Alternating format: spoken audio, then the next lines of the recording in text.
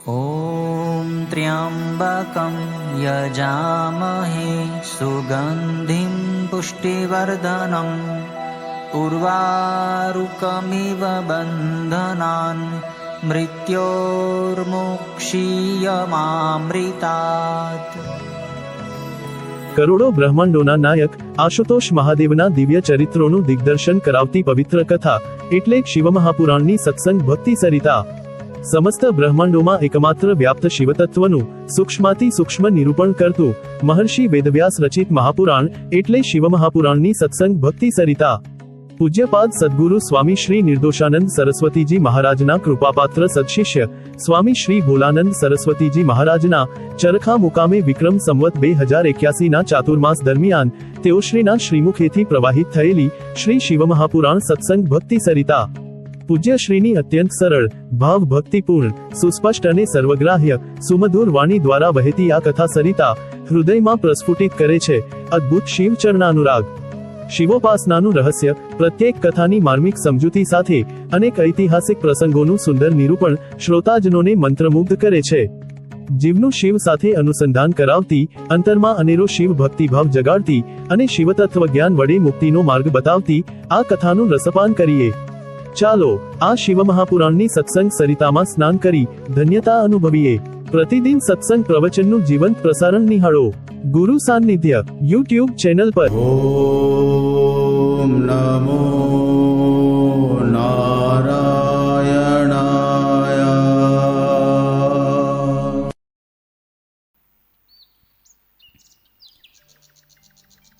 પ્રત્યેક જીવાત્મા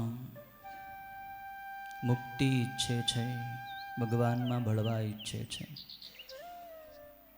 સદા સદાની માટે આ જન્મ મરણના ચક્રમાંથી છૂટીને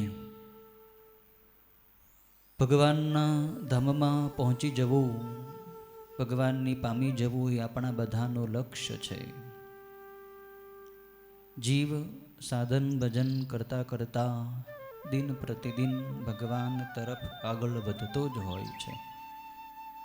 આપણે પણ રોજ ભગવાનનું ભજન પૂજન, સાધન જપ ધ્યાન સત્સંગ વગેરે કરતા કરતા ભગવાન તરફ આગળ વધી રહ્યા છીએ। એમાં પણ આ ચાલુ ચાતુર્માસ દરમિયાન આપણને સૌને શ્રાવણ માસની આખી પાર્થિવ શિવલિંગ પૂજા કરવાનો અલભ્ય લાભ પ્રાપ્ત થયો। એ પૂજા કરવાથી આપણને ભગવાનની સમીપતાનો અનુભવ થયો। બધાઈને એમ અનુભવ થયો હશે કે આપણે ભગવાનથી થોડાક નજીક થયા છીએ, ભગવાનની પાસે પહોંચ્યા છીએ।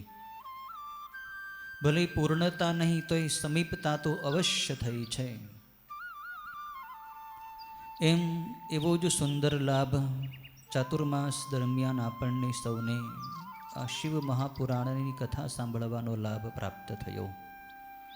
શિવ મહાપુરાણની આ સત્સંગ ભક્તિ સરિતા આજે વહેતી વહેતી સમુદ્રની અંદર વિલીન થવા જઈ રહી છે। આજની આ કથા એટલે આ સંપૂર્ણ શિવ મહાપુરાણનું સંપૂર્ણ પારાયણ આજે પરિપૂર્ણ થવા જઈ રહ્યું છે।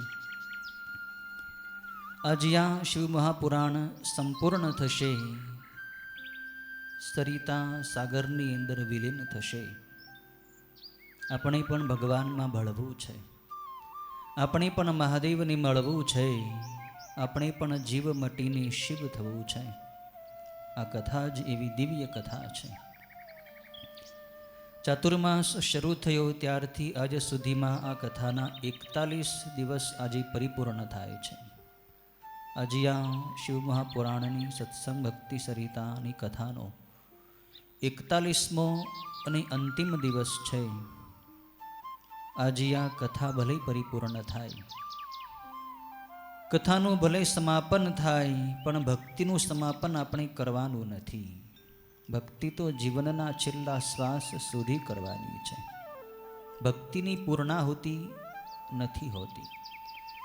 શિવ મહાપુરાણની ભલે પૂર્ણાહુતિ થાય, અન્ય સત્કાર્યોની, સત્કર્મોની કે પૂજાની કે યજ્ઞની ભલે પૂર્ણાહુતિ થાય, પણ ભજન તો છેલ્લા શ્વાસ સુધી કરવાનું છે. આપણે ભજન કરવા માટે જ અહીં આવ્યા છીએ અને ભજન કરવું એ જ આપણું મુખ્ય કર્તવ્ય છે. શિવ મહાપુરાણની અંદર શિવના ભજનનું, ભક્તિનું ગૂઢ જ્ઞાન આપ સૌને સાંભળવા મળ્યું છે. આમાંથી તમે સાર ગ્રહણ કરજો. સાર એ છે કે આપણે બધા શિવના છીએ, શિવ આપણા છે.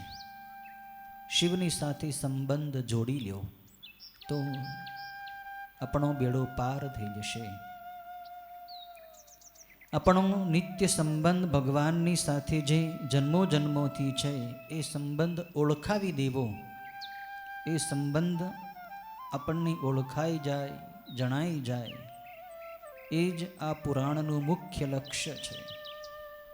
વ્યાસ મહર્ષિએ જે આ પુરાણો લખ્યા એનો મુખ્ય હેતુ એ જ છે કે બધાય જીવો જેના છે એના થઈ જાય. આપણે ભગવાનના છે, ભગવાનના બની જઈએ.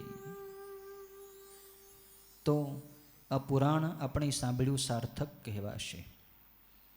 તો તમે જે કંઈ રોજ પૂજા કરશો, ધ્યાન કરશો, જપ કરશો, જે કંઈ ભગવાનને નિમિત્તે ધૂન, સંકીર્તન વગેરે કરશો, એમાં દિવ્યતા આવી જશે. એક વાત માની લેશો કે આપણે શિવના છીએ, શિવ આપણા છે, તો તમારું દરેક ભજન દિવ્ય બની જશે. એની અંદર તમને નવો નવો આનંદ આવશે. આ શિવ મહાપુરાણની અંદરથી તમે ભગવાન શિવના અનન્ય ભક્તિયોગનો સ્વીકાર કરજો. અનન્ય ભાવથી શિવનું ભજન કરજો. શિવ સિવાય બીજા બધા દેવોને તમે શિવના જ અંશ માનીને ભલે એમની પૂજા વગેરે કરો, પણ એક નિષ્ઠા શિવમાં રાખજો. લોકો શિવને છોડીને જ્યાં ત્યાં આડાવડા પંથોમાં, સંપ્રદાયોમાં, દોરા ધાગામાં હજી પણ ભટક્યા કરે છે. એમાંથી બધાય પાછા વળજો અને એક શિવને જ પોતાના ઈષ્ટદેવ, પોતાના પિતા, પોતાની માતા, પોતાના બંધુ, પોતાના સખા, પોતાનું સર્વસ્વ માનીને એમને શરણે રહીને એમનું ભજન કરજો. તો આ જન્મમાં જ બેડો પાર થઈ જશે, નવો જન્મ લેવો નહીં પડે. આ શિવ મહાપુરાણની કથા આજે સંપૂર્ણ થશે તો કથાનું સાંગોપાંગ ફળ પ્રાપ્ત કરવા માટે આપણે આ શિવ મહાપુરાણ ગ્રંથરાજનું પૂજન પણ સૌ કરીશું. કથા પૂરી થાય આજનો સત્સંગ પૂરો થાય આજનો, એટલે અંતે શિવ મહાપુરાણ ગ્રંથનું પૂજન કરવાનું છે. અને સાથે સૌ સત્સંગીઓ, ભાઈઓ અને બહેનોએ બધાએ ભગવાન શિવના સ્વરૂપ એવા આ શિવ પુરાણ ગ્રંથની આરતી પણ ઉતારવાની. સૌ મહાઆરતી કરીને શિવ મહાપુરાણ ગ્રંથની પૂજા કરીને આપણે આ શિવ પુરાણની કથા સાંભળ્યાનું પૂરેપૂરું ફળ પ્રાપ્ત કરીશું. કેમ કે શિવ પુરાણ સાંભળવું એ પણ એક ઉપાસના છે, એક વ્રત છે, આખું અનુષ્ઠાન છે. 41 દિવસનું આપણે આ અનુષ્ઠાન પૂરું કર્યું, આ વ્રત આજે પૂરું કર્યું.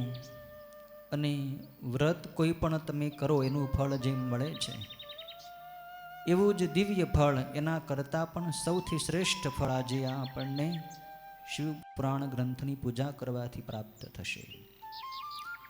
શિવ મહાપુરાણ ગ્રંથ એ શિવનું જ સ્વરૂપ છે. શિવ પુરાણની અંદર આપણે સાંભળ્યું કે ભગવાન શિવ જ્ઞાન સ્વરૂપ છે. તો અંદર શિવ પુરાણ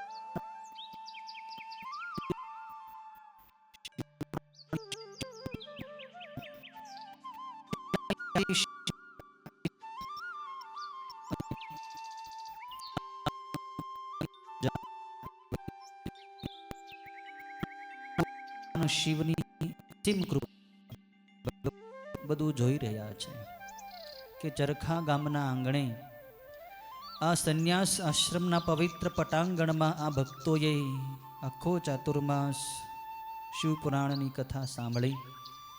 ઘણા લોકોએ અખંડ આ શિવપુરાણની કથા સાંભળી હશે, નિયમિત આવ્યા હશે. ઘણા ભાઈઓ, ઘણા બહેનો, માતાઓ નિયમિત આ શિવપુરાણની કથા પૂરેપૂરી સાંભળી હશે. ઘણાય સત્સંગીઓ ઘરે રહીને પણ આ કથા સાંભળી રહ્યા છે. લાઈવ પ્રસારણ, જીવંત પ્રસારણના માધ્યમથી ઘણા લોકો ઘરે ઘરે આ શિવપુરાણની કથાનો શ્રવણ કરવાનો, સાંભળવાનો લાભ લઈ રહ્યા છે. એ લોકોને પણ એવું જ ફળ પ્રાપ્ત થશે જેવું આપણને ફળ પ્રાપ્ત થશે. અને આ શિવપુરાણના સત્સંગ ભક્તિ સરિતામાં ઘણાએ ક્યારેક અમુક દિવસ સુધી સત્સંગ સાંભળ્યો હશે, કદાચ વચ્ચે કોઈ દિવસો પડ્યા હશે, તો એમની નિયમિત હાજરી કદાચ નહીં રહી હોય, તો જેટલી હાજરી હશે, જેટલો સત્સંગ, જેટલી કથા સાંભળી, એટલું એની ફળ તો ચોક્કસ મળશે.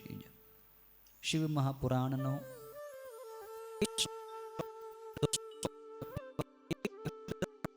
પડી જાય તોય જીવના જન્મ જન્માંતરોના પાપ બળી જાય છે, એવું શિવપુરાણ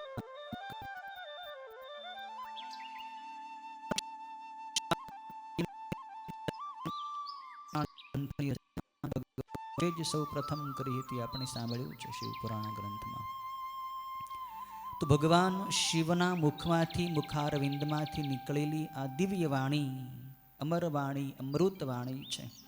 ભગવાન શિવનું સાક્ષાત વાંગમય સ્વરૂપ એટલે આ શિવ મહાપુરાણનો ગ્રંથ છે. ભગવાન શિવનું વાણીમય સ્વરૂપ એટલે શિવ મહાપુરાણ. સર્વ પુરાણોમાં તિલક સમાન કોઈ પુરાણ હોય તો આ શિવ પુરાણનો ગ્રંથ છે. તો આ શિવપુરાણ સત્સંગ ભક્તિ સરિતાનું આજે સમાપન થયા પછી આપણે સૌ થોડી વાર ભગવાન શિવની પ્રાર્થના પણ કરીશું કે આ પુરાણ ગ્રંથની અંદર અમારાથી વાંચવામાં, કથા કહેવામાં અને કથા સાંભળવામાં અમારાથી કંઈ ભૂલચૂક થઈ ગયું તો અમને ક્ષમા કરજો. ભગવાન શિવની પાસે આજે આપણે ક્ષમાપના પણ થોડી માગશું સત્સંગ પૂરો થયા પછી. અને ભગવાન શિવ આપણા સૌ ઉપર કૃપાળુ બને, આપણા સૌનું કલ્યાણ કરે માટે આપણે પ્રાર્થના પણ કરીશું. કથા જ એટલી દિવ્ય છે. એમાં પણ આપણે છેલ્લા થોડાક દિવસથી જ્યારથી 12 જ્યોતિર્લિંગની કથા પૂર્ણ થઈ પછીના જે સત્સંગ ભક્તિ સરિતાના દિવસોની કથા આપણે સાંભળી, એમાં તમને સૌ લોકોને ખ્યાલ આવ્યો હશે કે પછીનું જ્ઞાન થોડું ગૂઢ જ્ઞાન છે. ઉમા સંહિતા, કૈલાસ સંહિતા અને વાયવીય સંહિતા, આ છેલ્લી 3 સંહિતામાં ભગવાન શિવના દિવ્ય ગૂઢ રહસ્યમય તત્વજ્ઞાનનું એમ સમજાતું શક્ય તમને પીરસવાનો પ્રયત્ન કરીએ છીએ. પણ આ વિસ્તૃત કથા છે. જો દરેક અધ્યાયોને અક્ષરશઃ વાંચવા બેસીએ તો ઘણા બધા દિવસો લાગે અને છતાં ઘણાને સમજાય નહીં. આપણી પાસે સમયની એક મર્યાદા છે, દિવસોની મર્યાદા છે. એટલે એટલા દિવસોમાં આ પુરાણ પૂરું કરવાનું છે. આજે એ પૂરું થઈ જશે, પણ આપ સૌને ભલામણ છે કે તમે સૌ પોતપોતાના ઘરે આ શિવપુરાણ ગ્રંથ વસાવજો. બધાયના ઘરે શિવપુરાણ ગ્રંથ હોવો જ જોઈએ.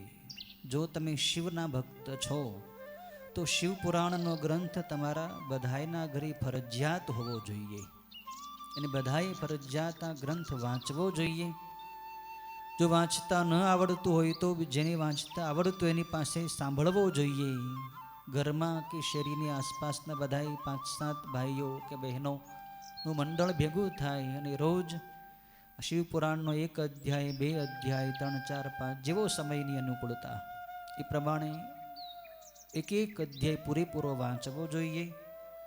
વાંચીને પછી એનું ચિંતન, મનન અને નિધિધ્યાસન કરવું જોઈએ.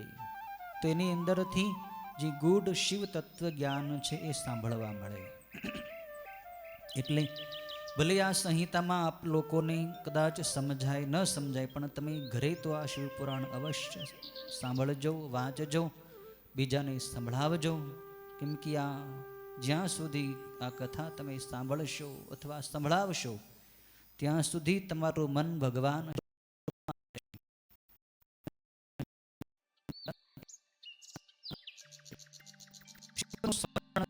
આપણું મન શુદ્ધ થઈ જાય. કરવાથી, સંસારને યાદ કરવાથી મન બગડ્યું છે, કરવાથી શુદ્ધ થઈ જશે, સુધરી જશે, પવિત્ર થઈ જશે. તો આજે શિવ વાયુ દેવતા કહી રહ્યા છે. આપણે ગઈકાલે કથાની અંદર સાંભળ્યું કે હિમાલયવાસી ઋષિઓને કહ્યું કે તમે આ મનોમય શિવ ચક્ર હું અહીંથી ફેંકું છું,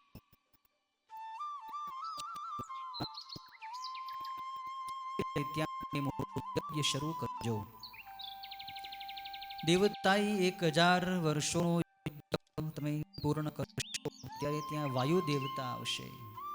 એ વાયુ દેવતાને મેં આપ્યું છે અને તમે એ જ્ઞાન પૂછજો. એટલે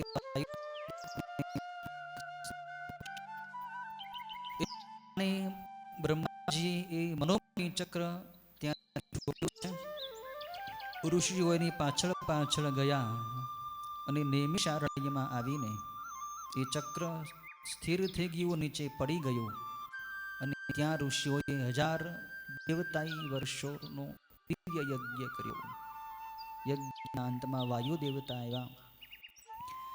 વાયુ દેવતાને પ્રશ્નો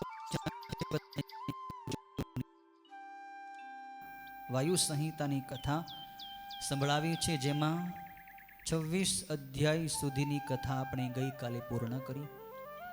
આજે 27મા અધ્યાયથી આ કથાનો પ્રવાહ આગળ વધી રહ્યો છે. ગઈકાલે આપણે સાંભળ્યું કે પાર્વતી માને મહાદેવી કાલી કહ્યા એટલે માતાજીને થોડું માઠું લાગ્યું કે આ કાલી, મારું સ્વરૂપ કાળું છે, શ્યામ રંગ છે, એટલે ભગવાનને એ રંગ ગમતો નથી, આ વર્ણ ગમતો નથી. માટે માતાજી તપશ્ચર્યા કરી એ શ્યામ રંગ છોડી દીધો, કાલીમાંથી ગૌરી થયા અને છોડી એ કૌશિકી દેવીએ જ શુંભ અને નિશુંભનો વધ કર્યો.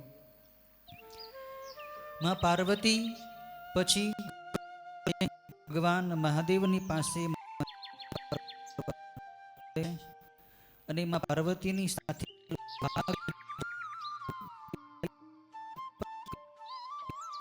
ત્યાં સુધી વાઘ માતાજીની સેવા કરતો હતો, એનું રક્ષણ કરતો હતો, બીજા બધા હિંસક પ્રાણીઓને ત્યાંથી ભગાડી દેતો હતો. એ વાઘ પણ માતાજીનો ભક્ત થઈ ગયો હતો. એ વાઘને લઈને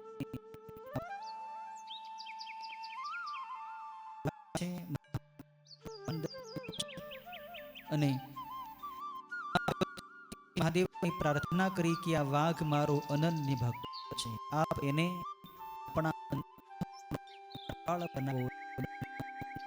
બનાવો. ત્યારે મહાદેવી પછી વાઘને સોમવંદી નામ આપીને વાઘનું શરીર છોડી ભગવાન શિવનો એ દિવ્ય ગણ બની ગયો. એની શક્તિ ભક્ત વગેરે આપ્યું છે, સોનાની પણ આપી છે. એની કથા 27મા અધ્યાયની અંદર બતાવી છે. 28મા અધ્યાયની અંદર ઋષિઓએ દેવતાની પ્રશ્ન કર્યો છે. કથાની અંદર એમ કહ્યું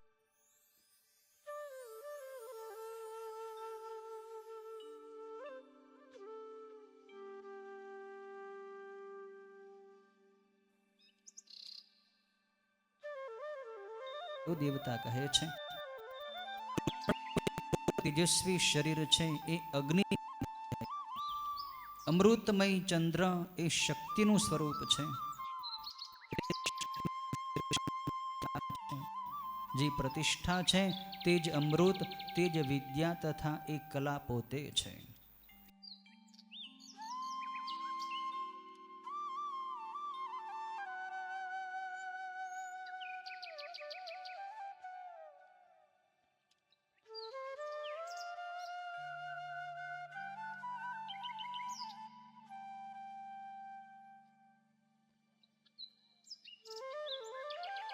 સંસાર રૂપી બંધનથી મુક્ત થઈ જાય છે. તાત્પર્ય એ છે કે ભસ્મ એ શિવનું સ્વરૂપ છે, તો શિવ સ્વરૂપ ભસ્મ તમારા અંગ ઉપર લગાડો તો તમારા અંગમાં શિવનો વાસ થશે. ભસ્મ એટલે વૈરાગ્ય, અને આપણા લલાટમાં ભસ્મ લગાડવી એટલે લલાટમાં વૈરાગ્ય ધારણ કરવો, મનમાં વૈરાગ્ય ઉત્પન્ન કરવો. અંતરમાં વૈરાગ્ય થાય તો જ ભગવાનમાં રાગ થાય. સંસારમાં વૈરાગ્ય થાય તો જ ભગવાનમાં પ્રેમ થાય છે, અને જેને શિવમાં પ્રેમ થાય એનું કલ્યાણ થઈ જાય. એ જ આ અધ્યાયનો સાર છે. 29મા અધ્યાયમાં વાયુ દેવતા કહે છે કે શિવ અને શક્તિ એટલે કે મહાદેવ અને મા પાર્વતી એ વાણી અને અર્થ સ્વરૂપ છે. વાણીથી એટલે કે શબ્દથી તેનો અર્થ ભિન્ન નથી, એમ શિવથી શક્તિ ભિન્ન નથી. જેમ કોઈ પણ શબ્દ હોય, જેમ કે આશ્રમ શબ્દ છે, તો આશ્રમ શબ્દનો અર્થ શું થાય? તો કે જ્યાં નિત્ય સત્સંગ થાય, જ્યાં નિત્ય પૂજા થાય, જ્યાં સંતો મહાત્માઓ બિરાજતા હોય, જ્યાં ભગવાનની ભક્તિ થાય, સાધના થાય, પૂજા પાઠ થાય, એવું એક પવિત્ર સ્થળ એટલે આશ્રમ. તો આશ્રમ બોલતાની સાથે જ આપણા મનમાં આશ્રમનું સ્વરૂપ આવી જાય.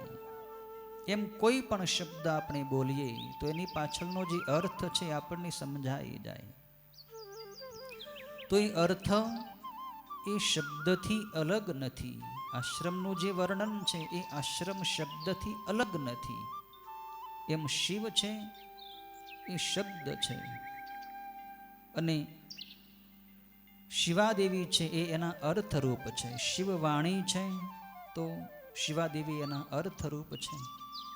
તો શબ્દથી અર્થ અલગ નથી, એમ શિવથી શક્તિ અલગ નથી. એ જ આ અધ્યાયની સાર વાત છે. 30મા અધ્યાયની અંદર ઋષિઓએ ગૂઢ પ્રશ્ન પૂછ્યા છે. ઋષિઓ પૂછે છે કે શિવ નિર્ગુણ છે છતાં એ સગુણ કેવી રીતે બને છે? ભગવાન શિવની એવી ઘણી બધી લીલાઓ છે કે જે સાંભળવાથી આપણને મોહ થાય, એટલે કે આપણને એ લીલા સમજાય નહીં. ઘણા પ્રશ્નો ઉત્પન્ન થાય. જેમ કે ભગવાન શિવે ઘણા દેવતાઓની શિક્ષા કરી, વિષ્ણુ ભગવાનની ઘણીવાર શિક્ષા કરી. જેમ કે નૃસિંહ અવતારમાં ભગવાન શિવે ઋષિ ભગવાનનો ક્રોધ શાંત કરવા માટે તીડનું સ્વરૂપ ધર્યું હતું અને ઋષિ ભગવાનની શિક્ષા કરી હતી. તો ત્યારે આપણને એમ થાય કે શિવની અંદર શું ક્રોધ હશે? તો આવી લીલાઓ સાંભળવાથી આપણા મનમાં જે મોહ થાય, જે ગેરસમજણ ઊભી થાય, એ કેવી રીતે દૂર કરવી? એ દૂર કરવા માટે શિવની લીલાઓનું અને શિવના મૂળ તત્વના રહસ્યનું તમે અમને જ્ઞાન આપો. હે વાયુ દેવતા, શિવનું ખરેખર તત્વ શું છે એ બરાબર જો અમને સમજાઈ જાય, મૂળ સમજાઈ જાય, તો આખું વૃક્ષ સમજાઈ જાય. એમ શિવનું તત્વ સમજાઈ જાય તો શિવની બધી લીલાઓ સમજાઈ જાય. તો શિવનું તત્વ અમને સમજાવો, એવો પ્રશ્ન આ 30મા અધ્યાયની અંદર ઋષિઓએ પૂછ્યો. ત્યારે 31મા અધ્યાયની અંદર વાયુ દેવતા એમને સમજાવે છે કે ખરેખર શિવ છે એ સર્વોપરી દેવતા છે. એ જે કાંઈ કરે છે એ સ્વતંત્ર રહીને, સ્વાધીન રહીને કર્મ કરે છે. શિવ કોઈને આધીન નથી, શિવ પરાધીન નથી, શિવ સ્વાધીન છે. શિવ પરતંત્ર નથી, શિવ સ્વતંત્ર છે. પણ શિવ સ્વતંત્ર છે, છતાંય એનો અર્થ એમ નથી કે શિવને મનમાં જે આવે એ કરી નાખે. શિવ સ્વતંત્ર છે એનો અર્થ છે કે શિવ એવું જ કર્મ કરે છે કે જેથી જીવોનું કલ્યાણ થઈ જાય. જ્યાં સુધી બુદ્ધિમાં મોહ હોય, જ્યાં સુધી અજ્ઞાનતા હોય, ત્યાં સુધી જ આપણને એમ લાગે કે શિવની અંદર દયા નથી. શિવ ક્રોધ કરે છે, શિવ દેવતાઓને પણ શિક્ષા કરે છે, પણ એવું નથી. શિવને બધાની ઉપર પ્રેમ છે. જેમ માતા હોય એ પોતાના બાળકને સારા સંસ્કાર આપવા માટેની ભૂલ સુધારવા માટે ક્યારેક એને થપાટ મારે તો બાળક રડવા માંડે. બાળકને એમ થાય કે મારી માની અંદર દયા નથી, પ્રેમ નથી, એ મને ચાહતી નથી. પણ એવું નથી હોતું. બાળકની ગેરસમજણ છે. માની અંદર બાળક પ્રત્યે પ્રેમ છે એટલે જ માં બાળકને મારે છે, સુધારવા માટે એની શિક્ષા કરે છે. તો માના મારમાં પણ પ્યાર હોય છે, એમ શિવના પણ મારમાં પ્યાર હોય છે. શિવની દરેક લીલામાં જીવ ઉપર પ્રેમ રહેલો છે. પણ જ્યાં સુધી શિવનું તત્વ સમજાય નહીં ત્યાં સુધી આપણને શિવનો આપણી પ્રત્યેનો પ્રેમ ઓળખાતો નથી. શિવનું ભજન કરવાથી, શિવ મહાપુરાણ વગેરે ગ્રંથો વાંચવાથી, શિવનું ધ્યાન કરવાથી એ મોહ મટી જાય છે. આ અધ્યાયની અંદર વાયુ દેવતા કહે છે કે જેમ લાકડા ઉપર નહીં ચડેલો અગ્નિ પ્રત્યક્ષ જણાતો નથી, એમ શિવ પણ તેમના મૂર્તિ સ્વરૂપમાં આરૂઢ ન થયા હોય તો પ્રત્યક્ષ જણાતા નથી. અર્થાત મૂર્તિ જ શિવનો સાક્ષાત્કાર કરવાનું સાધન છે. શિવ તો ખરેખર નિર્ગુણ છે, પણ એ નિર્ગુણ શિવના દર્શન કરવા હોય તો એની મૂર્તિની કલ્પના કરવી પડે. એમ શિવના દર્શન આપણે કરવા હોય તો શિવની મૂર્તિની જરૂર પડે છે. જેમ આપણે કોઈને એમ કહીએ કે ભાઈ તું અગ્નિ લઈ આવ, તો એ ભાઈ શું કરશે કે જ્યાં ઠેકાણે લાકડું સળગતું હોય, લાકડામાં અગ્નિ પ્રગટેલો હોય તો એ સળગતું લાકડું લઈ આવશે. આપણે એને કહ્યું હતું તું અગ્નિ લઈ આવ, પણ એ લેવો છે લાકડું. પણ એ લાકડું જ લાવે ને, અગ્નિ તો કોઈ અગ્નિને તો પકડીને એમ લાવી શકાતો નથી. અગ્નિ લાકડાના આધારે છે. લાકડાની અંદર અગ્નિ છે, એને મથ્યું, લાકડાની પરસ્પર ઘર્ષણ કર્યું, ત્યારે એની અંદરથી અગ્નિ પ્રગટ થયો. અને એ લાકડાની લાવીએ તો એની સાથે અગ્નિ આવે. એમ શિવની મૂર્તિ છે એને આપણે કાષ્ઠ લાકડું સમજીએ અને એની અંદર જે શિવ પરમાત્મા છે એને અગ્નિ સમજીએ. તો અગ્નિને લાવવા માટે લાકડું લાવવું પડે, એમ શિવના દર્શન કરવા માટે મૂર્તિની જરૂર પડે છે. બાકી શિવ તો સાકાર પણ છે અને નિરાકાર પણ છે. લિંગ વગેરેમાં પણ એ જ રીતે ભગવાન શિવનું પૂજન ખાસ કરવાનું હોય છે, કેમ કે લિંગ છે એ શિવનું જ સાકાર સ્વરૂપ છે. બાકી નિરાકાર શિવનું તો કોઈ અંગ નથી, કોઈ રૂપ નથી. વાયુ દેવતા કહે છે કે નિદાન જાણનારો વૈદ્ય રોગીને અમુક વાઢકાપ કરી દુઃખી કરે છે, છતાં તેમાં એની નિર્દયતા ગણાતી નથી, પણ તેમાં એ રોગીને સાજો કરવાની દયા જ કારણ ગણાય છે.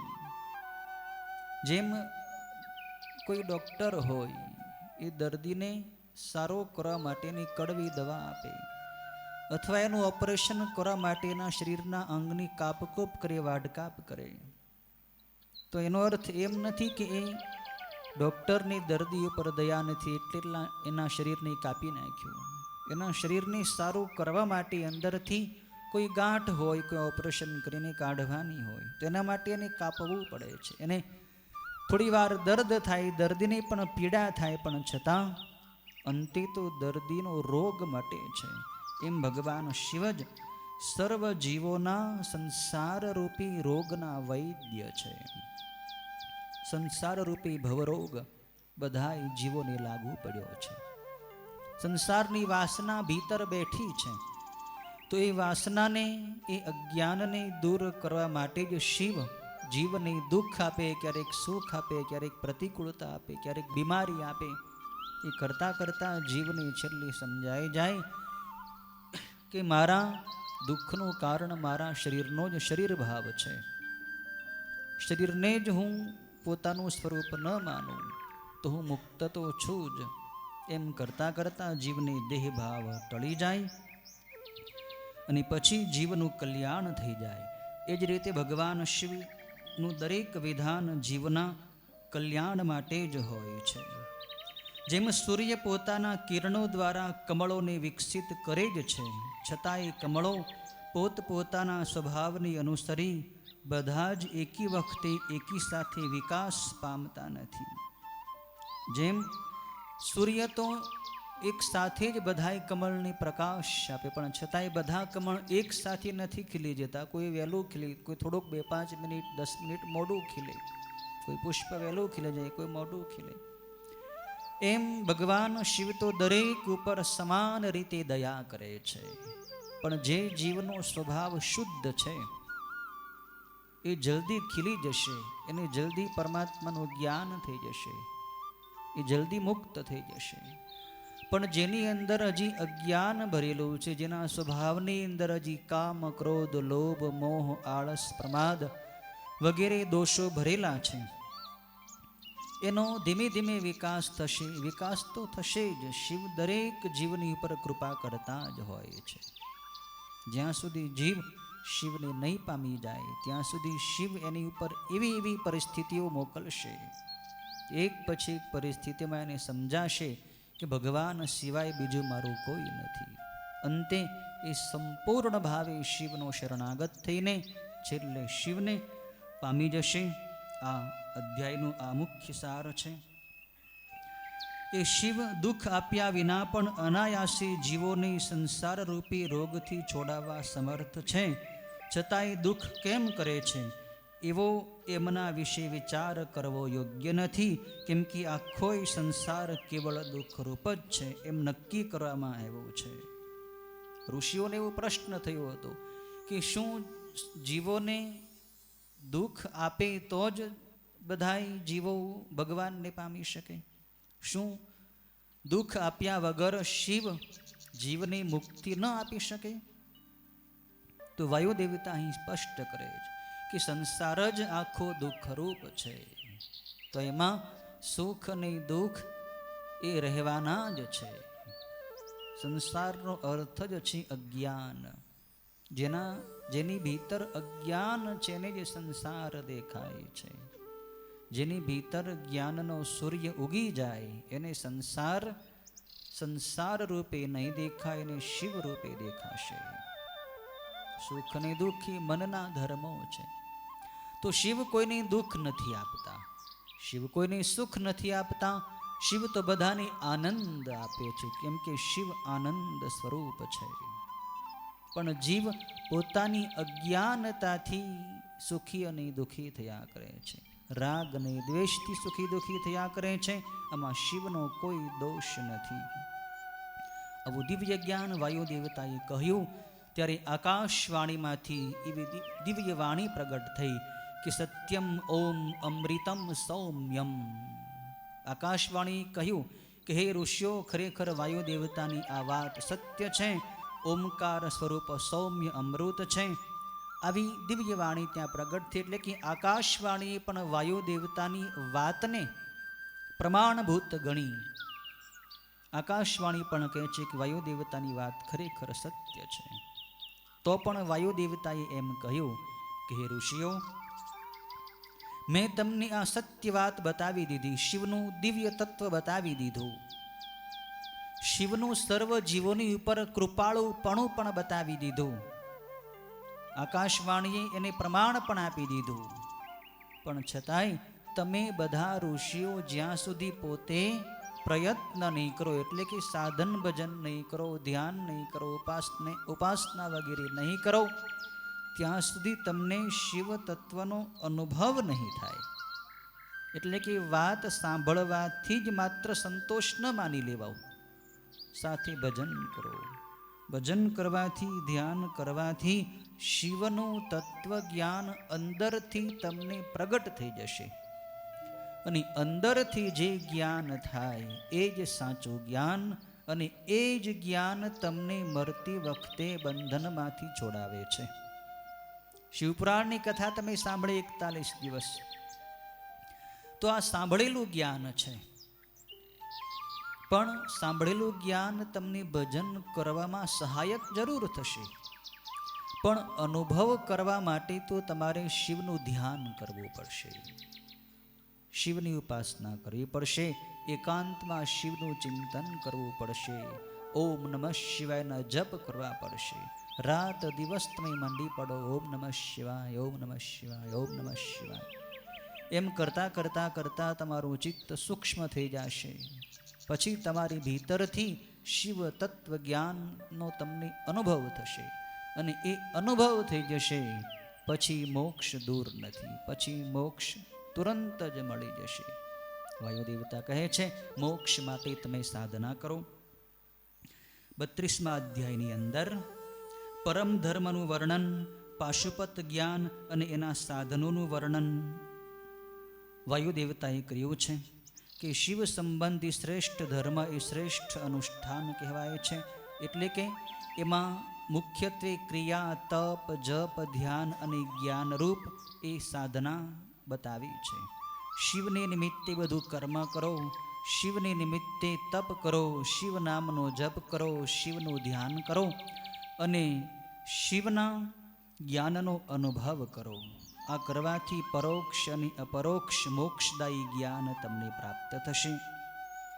આવું દિવ્ય જ્ઞાન આ 32મા અધ્યાયની અંદર બતાવવામાં આવ્યું છે. 33મા અધ્યાયની અંદર અથર્વ શિરસ ઉપનિષદની અંદર જે પાશુપત વ્રત કહેવામાં આવ્યું છે, એ વ્રતનો વિધિ અહીં બતાવ્યો છે કે જેણે પાશુપત વ્રત કરવું હોય એની કેવી વિધિ કરવી. અહીં થોડી કર્મકાંડની વિધિ, અહીં થોડુંક વિધિ વિધાન બતાવવામાં આવ્યું છે, જેનો વિસ્તાર આપણે નહીં કરીએ. પણ પાશુપત વ્રતનો અર્થ એ છે કે જે જીવ અજ્ઞાનમાં બંધાયેલો છે, પશુ છે, અને પશુને છૂટવા માટે પશુપતિને શરણે જવું જોઈએ. શિવ છે એ પશુઓના પતિ છે. બંધનમાંથી છૂટવું હોય, પશુમાંથી મુક્ત થઈ આપણે શિવના બનવું હોય તો શિવની ઉપાસના, શિવને શરણે થઈને સંપૂર્ણ જીવન શિવને શરણે થઈને વિતાવવું, એ જ મુખ્ય પાશુપત વ્રતનું તાત્પર્ય છે. સંતુષ્ટ, ખૂબ શાંત તથા જપ ધ્યાનમાં તત્પર રહેવું, ને ત્રણેય કાળે સ્નાન કરવું, ભસ્મ સ્નાન કરવું, મન વચન તથા વાણીથી ખાસ પૂજા કરવી. અને વધારે કહેવાથી શું આ વ્રત કરનારી અમંગળ કે અપવિત્ર આચરણ ન કરવું. કદાચ ભૂલથી એવું આચરણ થઈ જાય તો નાના મોટા એ દુષ્ટ આચરણનો વિચાર કરી ભગવાનની પાસે પ્રાયશ્ચિત કરી લેવું, ક્ષમા માગી લેવી.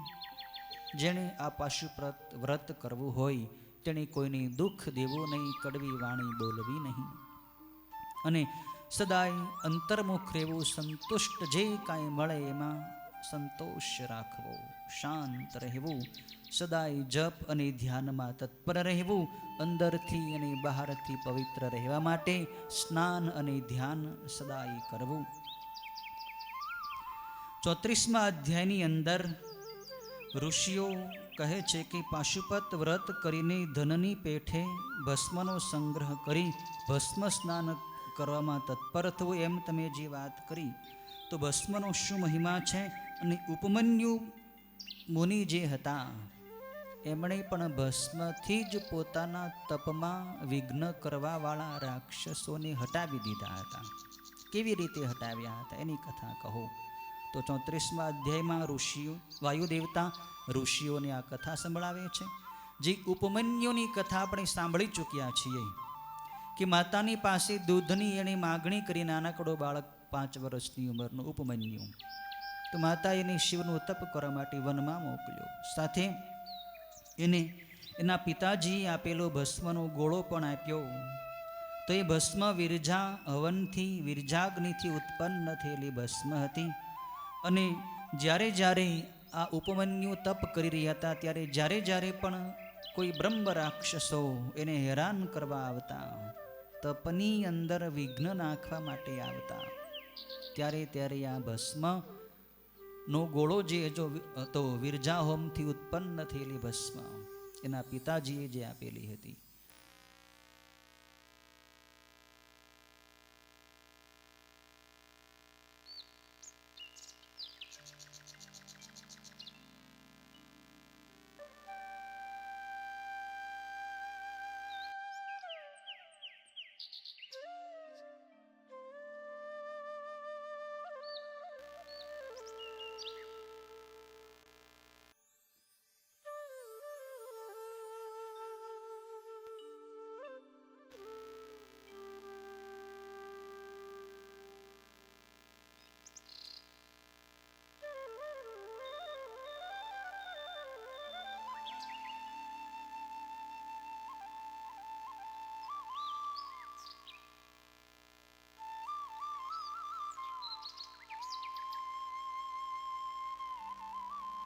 હર ભોલે નમઃ શિવાય. ઓમ હર હર.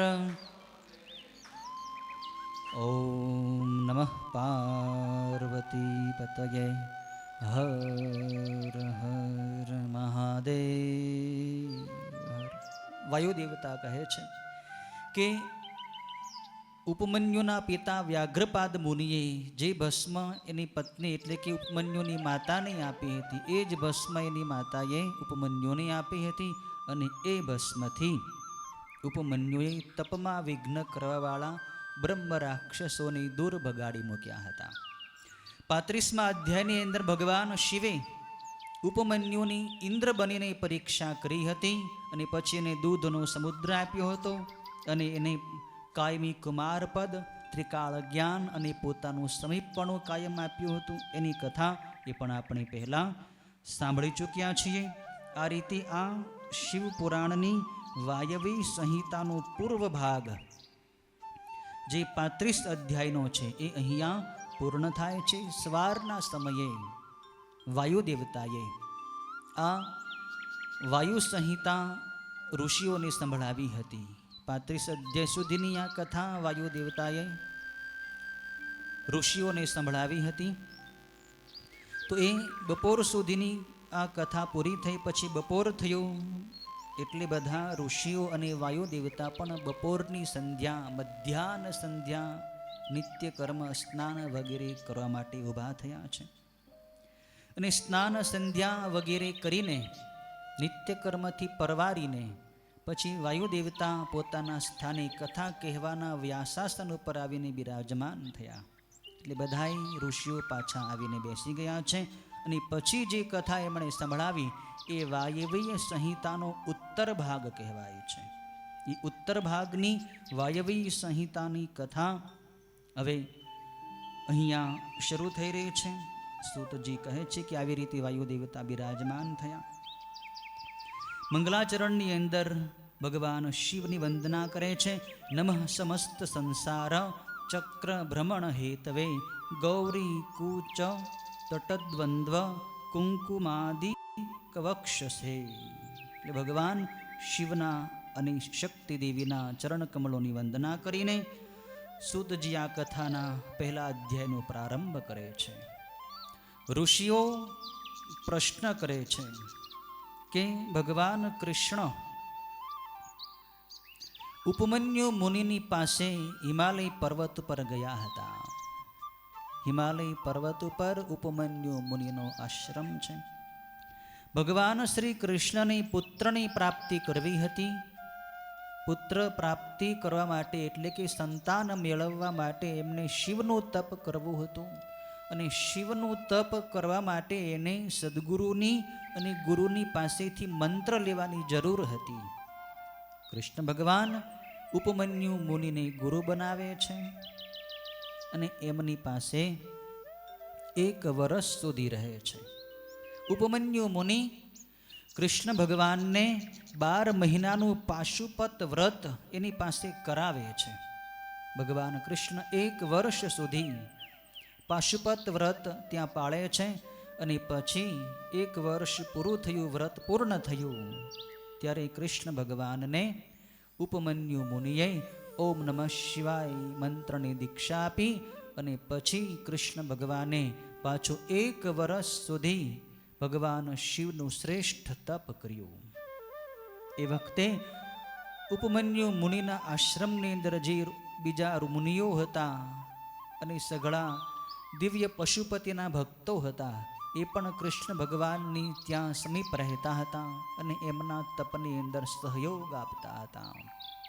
1 વર્ષ તપ કર્યું ત્યારે ભગવાન શિવ અને મા પાર્વતી કૃષ્ણ ભગવાનની ઉપર પ્રસન્ન થયા, એમને દર્શન આપ્યા અને પુત્ર પ્રાપ્તિનું વરદાન આપ્યું છે. શિવ અને શક્તિ પુત્ર આપ્યો છે. તો શિવ અને શક્તિની કૃપાથી અંબા સહિત શિવની કૃપાથી કૃષ્ણ ભગવાનને જે પુત્ર થયો એનું નામ કૃષ્ણ ભગવાને સાંબ પાડ્યું છે. સાંબ એટલે અંબા સહિત શિવ. કૃષ્ણ ભગવાનના જે પુત્ર થયા એનું નામ સાંબ પડ્યું, કેમ કે શિવની કૃપાથી પુત્ર મળ્યો હતો. તો અહીંયા પહેલા અધ્યાયની અંદર એ કથા બતાવી. બીજા અધ્યાયની અંદર કૃષ્ણ ભગવાને ઉપમન્યુ મુનિને એ પાશુપત જ્ઞાન વિશે પ્રશ્ન કર્યો કે ભગવાન મહાદેવે માં પાર્વતીને જે પાશુપત વ્રતનું જ્ઞાન કહ્યું હતું અને શિવની જે વિભૂતિઓ બતાવી હતી એ હું સાંભળવા ઈચ્છું છું. તો ઉપમન્યુ મુનિ પછી કૃષ્ણ ભગવાનને ભગવાન શિવના પાશુપત જ્ઞાનની કથા કહી રહ્યા છે. ભગવાન શિવના પાશુપત જ્ઞાનની કથા કૃષ્ણ ભગવાનને સંભળાવી રહ્યા છે કે બ્રહ્માથી માંડીને સ્થાવર સુધીના જીવો એ બધાય ભગવાન શંકરના પશુઓ કહેવાય છે. બ્રહ્માજી સહિત જે કાંઈ જીવ પ્રાણીઓ છે, પશુઓ, પક્ષીઓ, ઘાસ, ફૂસ, વૃક્ષો, કીડા મકોડા, મનુષ્યો, બધાય પશુઓ કહેવાય. જ્યાં સુધી એની અંદર અજ્ઞાન છે ત્યાં સુધી એ પશુ છે. અને એ બધાયને ભગવાન શિવ એને વશ રાખે છે, એનું નિયમન કરે છે. માટે શિવને પશુપતિ કહેવાય છે. જેમ કોઈ ગાયો હોય, કોઈ પશુ હોય, એનો કોઈ ગોવાળ હોય, એનો કોઈ રખેવાળ હોય, તો રખેવાળ એના પશુઓનું ધ્યાન રાખે, એમ શિવ બધાય જીવોનું ધ્યાન રાખે છે. પણ જે જીવ સંપૂર્ણ ભાવે શિવનો થઈ જાય પછી એનું પશુપણું મટી જાય છે, પછી એ પણ શિવ થઈ જાય છે. આ પાશુપત જ્ઞાનનું મુખ્ય રહસ્ય છે. અને પછી ભગવાન શિવની ત્રીજા અધ્યાયની અંદર 5 બ્રહ્મ મૂર્તિઓ બતાવી છે. ઈશાન, પુરુષ, અઘોર, વામદેવ અને સદ્યોજાત. આ 5 ભગવાન શિવની બ્રહ્મ મૂર્તિઓ છે. અને 8 મૂર્તિઓ જે ભગવાનની અષ્ટમૂર્તિઓ છે, જેને શર્વ, ભવ, રુદ્ર, ઉગ્ર, ભીમ, ઈશાન, પશુપતિ અને મહાદેવ કહેવાય છે. જેને પૃથ્વી, જળ, તેજ, વાયુ, આકાશ, ચંદ્ર, સૂર્ય અને આત્મા કહેવાય છે. એનું વર્ણન આ ત્રીજા અધ્યાયની અંદર બતાવ્યું, જેમાં આપણે પાર્થિવલિંગની પૂજામાં અષ્ટમૂર્તિની પૂજા કરતા હતા. એ જ અષ્ટમૂર્તિનું વિસ્તારથી વર્ણન આ અધ્યાયની અંદર બતાવ્યું છે. ભગવાન મહાદેવ સંપૂર્ણ અષ્ટમૂર્તિ રૂપે આખા જગતમાં પોતે જ વ્યાપ્ત છે. દરેક જીવની અંદર શિવ રહેલા છે. તો દરેક જીવને તમે સંતોષ પમાડો તો એ શિવને જ સંતોષ થશે. જેમ ઝાડને પાણી સિંચવાથી તેની શાખાઓ પુષ્ટ થાય છે, તેમ શિવની પૂજા કરવાથી તેમનું શરીર આખું જગત પુષ્ટ થાય. તમે શિવલિંગની પૂજા કરો તો એ પૂજા વ્યાપક થઈ જાય છે. જીવના જગતના દરેક જીવોને એ શિવની પૂજા કરવાથી તૃપ્તિ મળે છે, કેમ કે શિવ બધાય જીવોની અંદર રહેલા છે. તો શિવલિંગના માધ્યમથી શિવલિંગની પૂજા કરવાથી તમે બધાય જીવોને જ તૃપ્ત કરો છો. અને બધાય જીવોની અંદર શિવ રહેલા છે. તો જીવોને તમે દુઃખ દેશો તો શિવને જ દુઃખ દીધું ગણાશે. માટે અહીંયા વાયુ દેવતા કહે છે કે કોઈ પણ જીવને દુઃખ દેવું નહીં, નહીતર શિવને જ દુઃખ થશે. જેમ કે કોઈ બાળકને તમે દુઃખ દો, હેરાન કરો, તો એની માં ને દુઃખ થાય તો શિવ જગતના માતા છે, શિવ જ જગતના પિતા છે, શિવ જ આખું જગત શિવનું જ સંતાન છે. કોઈને તમે દુઃખ દેશો તો શિવને દુઃખ દીધું ગણાશે. ચોથા અધ્યાયની અંદર ગૌરીશંકર વિભૂતિયોગ બતાવ્યો છે કે આ સંસારની અંદર જે કાંઈ શ્રેષ્ઠ તત્વ છે, બધી વસ્તુમાં શ્રેષ્ઠ વસ્તુ જે છે એ શિવ જ છે. જેમ ગીતાની અંદર 10મો અધ્યાય વિભૂતિ યોગ આવે છે, એમ શિવપુરાણની અંદર પણ આ વાયુ સંહિતાના ઉત્તર ભાગમાં જે ચોથો અધ્યાય છે એ ગૌરીશંકર વિભૂતિયોગ નામે કહેવાય છે. અને એ આ શિવપુરાણનો અત્યંત ગૂઢ અધ્યાય છે. ભગવાન શિવ અને શક્તિ વડે સમસ્ત જગત વ્યાપ્ત છે. રુદ્રની શક્તિ રૌદ્રી કહેવાય છે, વિષ્ણુની શક્તિ વૈષ્ણવી કહેવાય છે, બ્રહ્માની શક્તિ બ્રહ્માણી કહેવાય છે અને શિવની શક્તિ પાર્વતી કહેવાય છે. ઇન્દ્રની શક્તિ ઇન્દ્રાણી કહેવાય. એમ સંપૂર્ણ રીતે આ શિવ શક્તિમય જગત વ્યાપ્ત છે. શક્તિના સહયોગથી શિવ શક્તિમાન કહેવાય છે અને શક્તિ તથા શક્તિમાનથી ઉત્પન્ન થતું આ જગત પણ શક્તિ તથા શૈવ કહેવાય છે. જ્યારે શિવ બ્રહ્મા સ્વરૂપે જગતનું સર્જન કરે છે ત્યારે શિવાદેવી બ્રહ્માની પ્રિયા બ્રહ્માણી છે. ભગવાન શંભુ જ્યારે સૂર્ય સ્વરૂપ હોય ત્યારે ભગવતી શિવાદેવી પ્રભા હોય, એના કિરણો હોય છે. કામદેવના શત્રુ જ્યારે શિવ ઇન્દ્ર સ્વરૂપ હોય ત્યારે માં પાર્વતી ઇન્દ્રાણી કહેવાય છે. મહાદેવ જ્યારે અગ્નિ બને છે ત્યારે માં પાર્વતી સ્વાહા બને છે. શિવ જ જ્યારે યમદેવ બને છે, યમરાજ બને છે ત્યારે માં પાર્વતી એમની પ્રિયા રૂપે હોય છે. એકંદરે ભગવાન શિવ અને શક્તિ જ સમસ્ત દેવો મનુષ્યો વગેરેની અંદર વ્યાપ્ત છે. એનું ગૂઢ જ્ઞાન આ ગૌરીશંકર વિભૂતિ યોગની અંદર બતાવવામાં આવ્યું છે. આગળ ઉપમન્યુ કહે છે કે હે કૃષ્ણ, ભગવાન શિવ અને શિવાનું જે આ યથાવત સ્વરૂપ છે એ રહસ્યમય છે. જે શિવના ભક્ત હોય એને જ તમે આ જ્ઞાન આપજો, પણ જેને શિવની અંદર નિષ્ઠા ન હોય એને આ દિવ્ય જ્ઞાન તમે આપશો તો એને સમજાશે નહીં અને એને એ સ્વીકારશે નહીં, એને પચશે નહીં. જેની પાત્રતા હોય એને જ આ જ્ઞાન પીરસવું. 5મા અધ્યાયની અંદર પશુપતિત્વ જ્ઞાન યોગ એટલે કે શિવના મૂળ સ્વરૂપનું વર્ણન કરે છે. અને શિવના શરણે જીવ જાય તો જ જીવની મુક્તિ થઈ શકે. શિવની શરણાગતિવાળી ભક્તિ વગર જીવ મુક્ત થઈ શકતો નથી. અહીંયા કહે છે કે પશુ જીવાત્મા જ્યાં સુધી ઈશ્વરના શરણે થતો નથી ત્યાં સુધી એની મુક્તિ થતી નથી. શિવની શરણાગતિ એ જ મુક્તિનો સર્વશ્રેષ્ઠ ઉપાય છે. 6ઠા અધ્યાયની અંદર ભગવાન શિવનું શુદ્ધ બુદ્ધ મુક્ત સ્વરૂપ, સર્વદેવમય સ્વરૂપ, સર્વવ્યાપક સર્વાતીત તથા પ્રણવ સ્વરૂપ કેવું છે એનું અહીં 6ઠા અધ્યાયની અંદર ગૂઢ વર્ણન બતાવ્યું છે, જેનો વિસ્તાર આપણે નહીં કરીએ. 7મા અધ્યાયની અંદર પણ એ જ શિવ તત્વ કથન છે કે જેમાં કોઈ કેટલાક મુમુક્ષુ દેવતાઓએ ભગવાન મહાદેવ સંબંધિત ઋષિઓ ચર્ચા કરતા હતા કે પરમ તત્વ કયું છે, શ્રેષ્ઠ દેવતા કયા છે. ઘણી ચર્ચા કરવા છતાં એમને કોઈ નિર્ણય ન થયો. પછી બધાય એ ઋષિઓ હતા એ ધ્યાનમાં બેસી ગયા. ગૂઢ ધ્યાન એને લાગી ગયું, અંતર્મુખ વૃત્તિ થઈ ગઈ. ત્યાર પછી એની સમક્ષ શક્તિ દેવી પ્રગટ થયા, ભગવતી દેવી પ્રગટ થયા અને એ શક્તિ દેવી એ દર્શન આપીને એ બધા ઋષિઓને કહ્યું કે અંતિમ તત્વ તો શિવ જ છે. શિવની કૃપાથી જ જીવ મુક્તિ પામે છે અને શિવની ભક્તિ કેવી રીતે કરવી એનું પણ અહીં વર્ણન શક્તિ દેવીએ કર્યું છે કે ઈશ્વર શિવ જ્યાં સુધી પ્રસન્ન ન થાય ત્યાં સુધી મનુષ્ય સંસારમાંથી મુક્ત થઈ શકતો નથી. મનુષ્ય તપ દ્વારા અનેક જાતના શૈવ ધર્મો સાથે જોડાય છે. એ ધર્મોનું પાલન કરવા તત્પર રહે છે અને એ ધર્મોનું આચરણ કરતાં કરતાં એને ભક્તિનો અભ્યાસ થાય છે. પછી ભક્તિ ઉત્પન્ન થાય એટલે એને સમજાય છે કે ખરેખર શિવ મારા છે, શિવની સાથે સંબંધ જોડવો એ જ ભક્તિનું મૂળ રહસ્ય છે.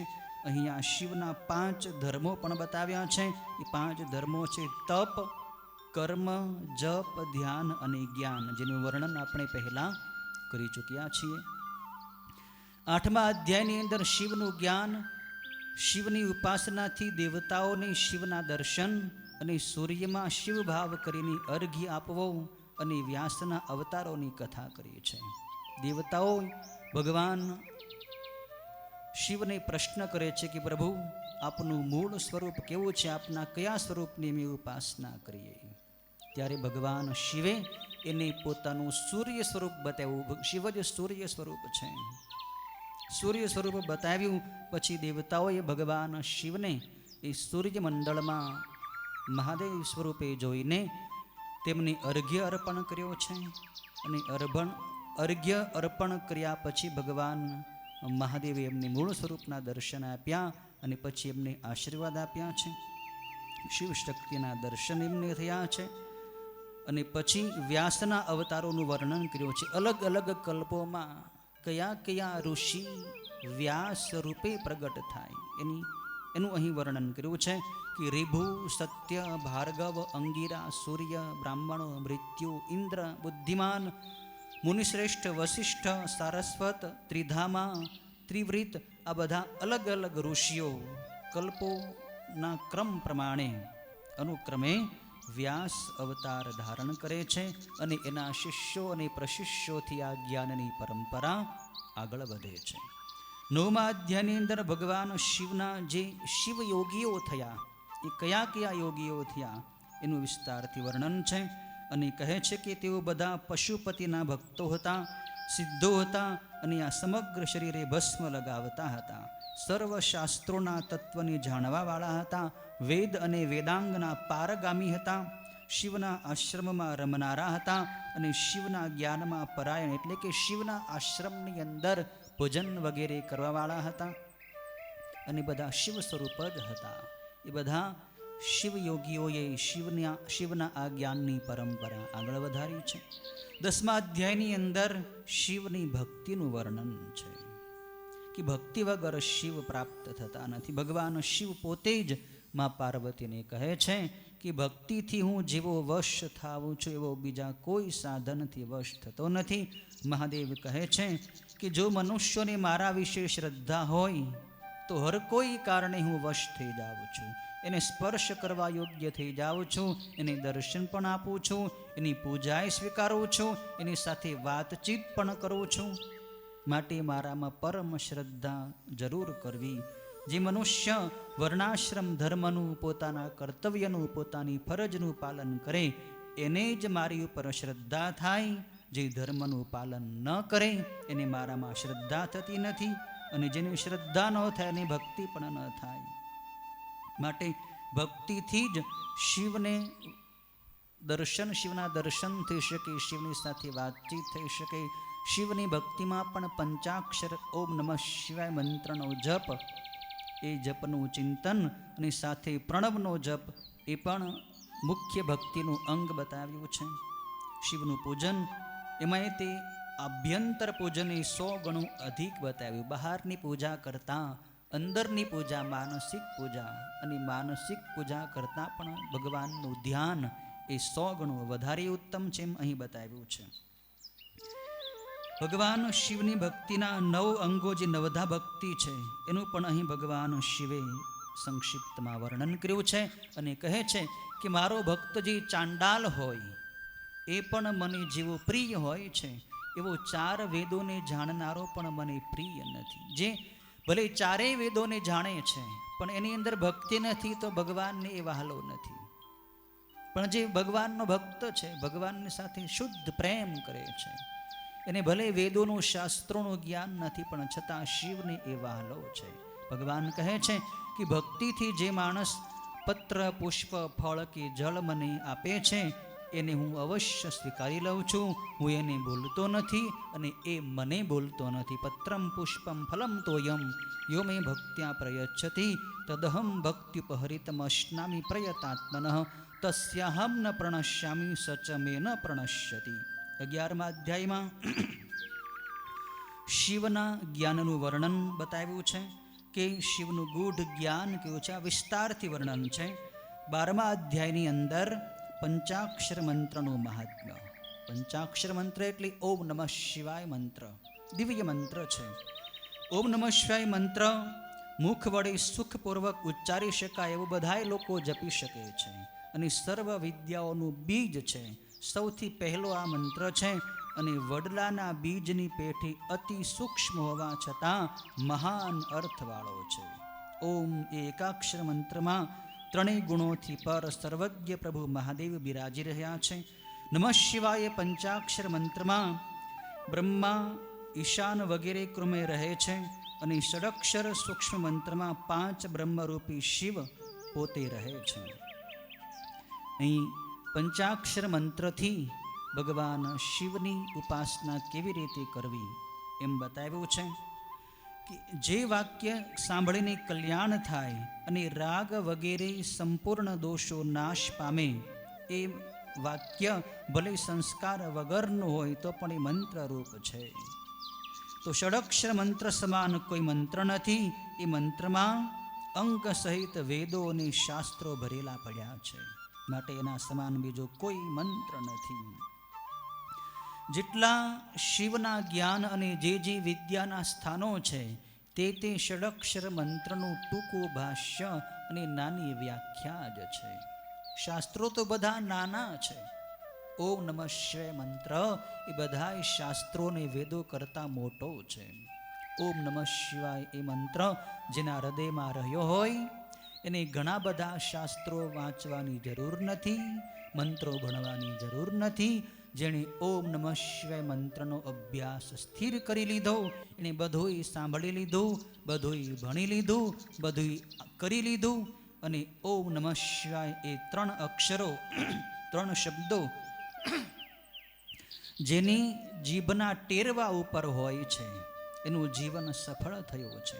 ચંડાળ હોય કે મૂર્ખ હોય કે પતિત થયો હોય, પણ જે મનુષ્ય પંચાક્ષર મંત્રના જપમાં શ્રદ્ધાપૂર્વક લાગી ગયો છે એ સમસ્ત પાપોના પિંજરામાંથી છૂટી જાય છે. ભગવાન શિવે જ આ વચન માં પાર્વતીને કહ્યું છે. 13મા અધ્યાયની અંદર પણ એ જ પંચાક્ષર મંત્રનો વિશેષ અને સૂક્ષ્મ મહિમા બતાવ્યો છે. કહે છે કે જે મનુષ્ય કેવળ પંચાક્ષર મંત્રથી એક જ વાર ભક્તિથી મને પૂજે છે એ પણ એ મંત્રના જ મહાત્મ્યથી મારા સ્થાનને પામી જાય. મહાદેવ પોતે કહે છે પાર્વતી માને કે કોઈ માણસ એક જ વાર મારી પૂજા કરે અને એ પણ માત્ર ઓમ નમઃ શિવાયથી જ મારી પૂજા કરે તો એ મારા સ્થાનને પામી જાય છે. આ ઓમ નમઃ શિવાય મંત્રો તપ, યજ્ઞ, વ્રત વગેરે બધા કરતાં શ્રેષ્ઠ છે અને તપ, યજ્ઞ, વ્રત વગેરે તો ઓમ નમઃ શિવાય મંત્રના કરોડમાં ભાગને પણ સમાન થતા નથી. તે પણ એક જ વાર જો પંચાક્ષર મંત્રથી મને પૂજે તો ભલે ગમે એવો મૂઢ હોય કે પતિત હોય સંસારના બંધનોથી મુક્ત થઈ જાય છે. વિશેષમાં કહે છે કે હે પાર્વતી દેવી, ગુરુ વિના આ મંત્ર મેળવ્યો હોય તેના કરતાં ગુરુની પાસેથી જો મંત્ર મેળવ્યો હોય તો એનું ફળ કરોડ ગણું વધારે મળે છે. માટે ગુરુની પાસેથી મેળવીને આ મંત્ર ધારણ કરવો, મંત્રનો જપ કરવો અને એના વડે મારું પૂજન કરવું. મહાદેવ કહે છે કે મારા ભક્ત દરેક લોકો આ પંચાક્ષર મંત્રમાં અધિકારી છે. એ કારણે એ મંત્ર સર્વ કરતા અતિશય શ્રેષ્ઠ છે. કોઈને એમ શંકા હોય કે આ મંત્ર વેદોનો મંત્ર છે, મૂળ મંત્ર છે, તો આ વેદોનો અધિકાર શું દ્વિજને જ છે? બીજા અન્ય વર્ણોને ઓમ નમઃ શિવાય મંત્ર ન બોલી શકે? ઘણી સ્ત્રીઓને પણ એમ થતું હોય કે આ ઓમ નમઃ શિવાય વેદોનો મંત્ર મારે ન બોલાય. તો ભગવાન શિવ પોતે જ અહીં કહે છે કે આ મંત્ર બોલવાનો અધિકાર દરેક લોકોને છે. પંચાક્ષર મંત્રમાં દરેક લોકો અધિકારી છે. સ્ત્રી હોય, પુરુષ હોય, બ્રાહ્મણ, ક્ષત્રિય, વૈશ્ય કે અન્ય કોઈ પણ વર્ણના હોય, પાપી હોય, મૂઢ હોય, પતિત હોય, ચંડાલ હોય, છતાંય એ આ મંત્ર જપી શકે છે. અને ગુરુની પાસેથી જો આ મંત્ર કદાચ ન મળી શક્યો હોય તો સ્વયં બીજા પાસેથી સાંભળીને પણ આ મંત્ર તમે જપી શકો છો અને એનાથી પણ કલ્યાણ ચોક્કસ થાય છે. હે દેવી, બીજા એ સમયે સર્વ વેદો તથા સઘળા શાસ્ત્રો પંચાક્ષર મંત્રમાં જ સમાયેલા રહે છે કે જે સમયે સંપૂર્ણ જગતનો પ્રલય થઈ જાય, સૃષ્ટિનો વિનાશ થાય, પ્રલય થાય, ત્યારે બધા જ શાસ્ત્રો પુરાણો વેદો બધા ઓમ નમઃ શિવાય મંત્રના આશ્રયે રહે છે. પહેલા નમઃ કહેવું અને પછી શિવાય એમ કહેવું એ પંચાક્ષરી વિદ્યા સર્વ વેદોના મસ્તક રૂપે રહેલી છે. અને આ વિદ્યા જેના મુખમાં રહેલી છે એના મુખમાં હું જ રહેલો છું, કેમ કે શિવ અમંત્રમય છે. આ મંત્રના ઋષિ વામદેવ છે, છંદ પંક્તિ છે અને હું શિવ જ એનો દેવતા છું. ભગવાન શિવ પોતે કહે છે કે હું જ આ મંત્રનો દેવતા છું. 14મા અધ્યાયની અંદર પંચાક્ષર મંત્રની દીક્ષા ગુરુ પાસેથી કઈ રીતે લેવી, મંત્ર દીક્ષાની વિધિ અહીં બતાવી છે. પણ કદાચ કોઈ મંત્ર તમને ગુરુ પાસેથી ન મળ્યો હોય તો તમે સ્વયં પોતે પણ એનો જપ કરી શકો છો. મંત્રના અનેક ભેદ બતાવ્યા છે, ઉત્તમ, મધ્યમ અને કનિષ્ઠ.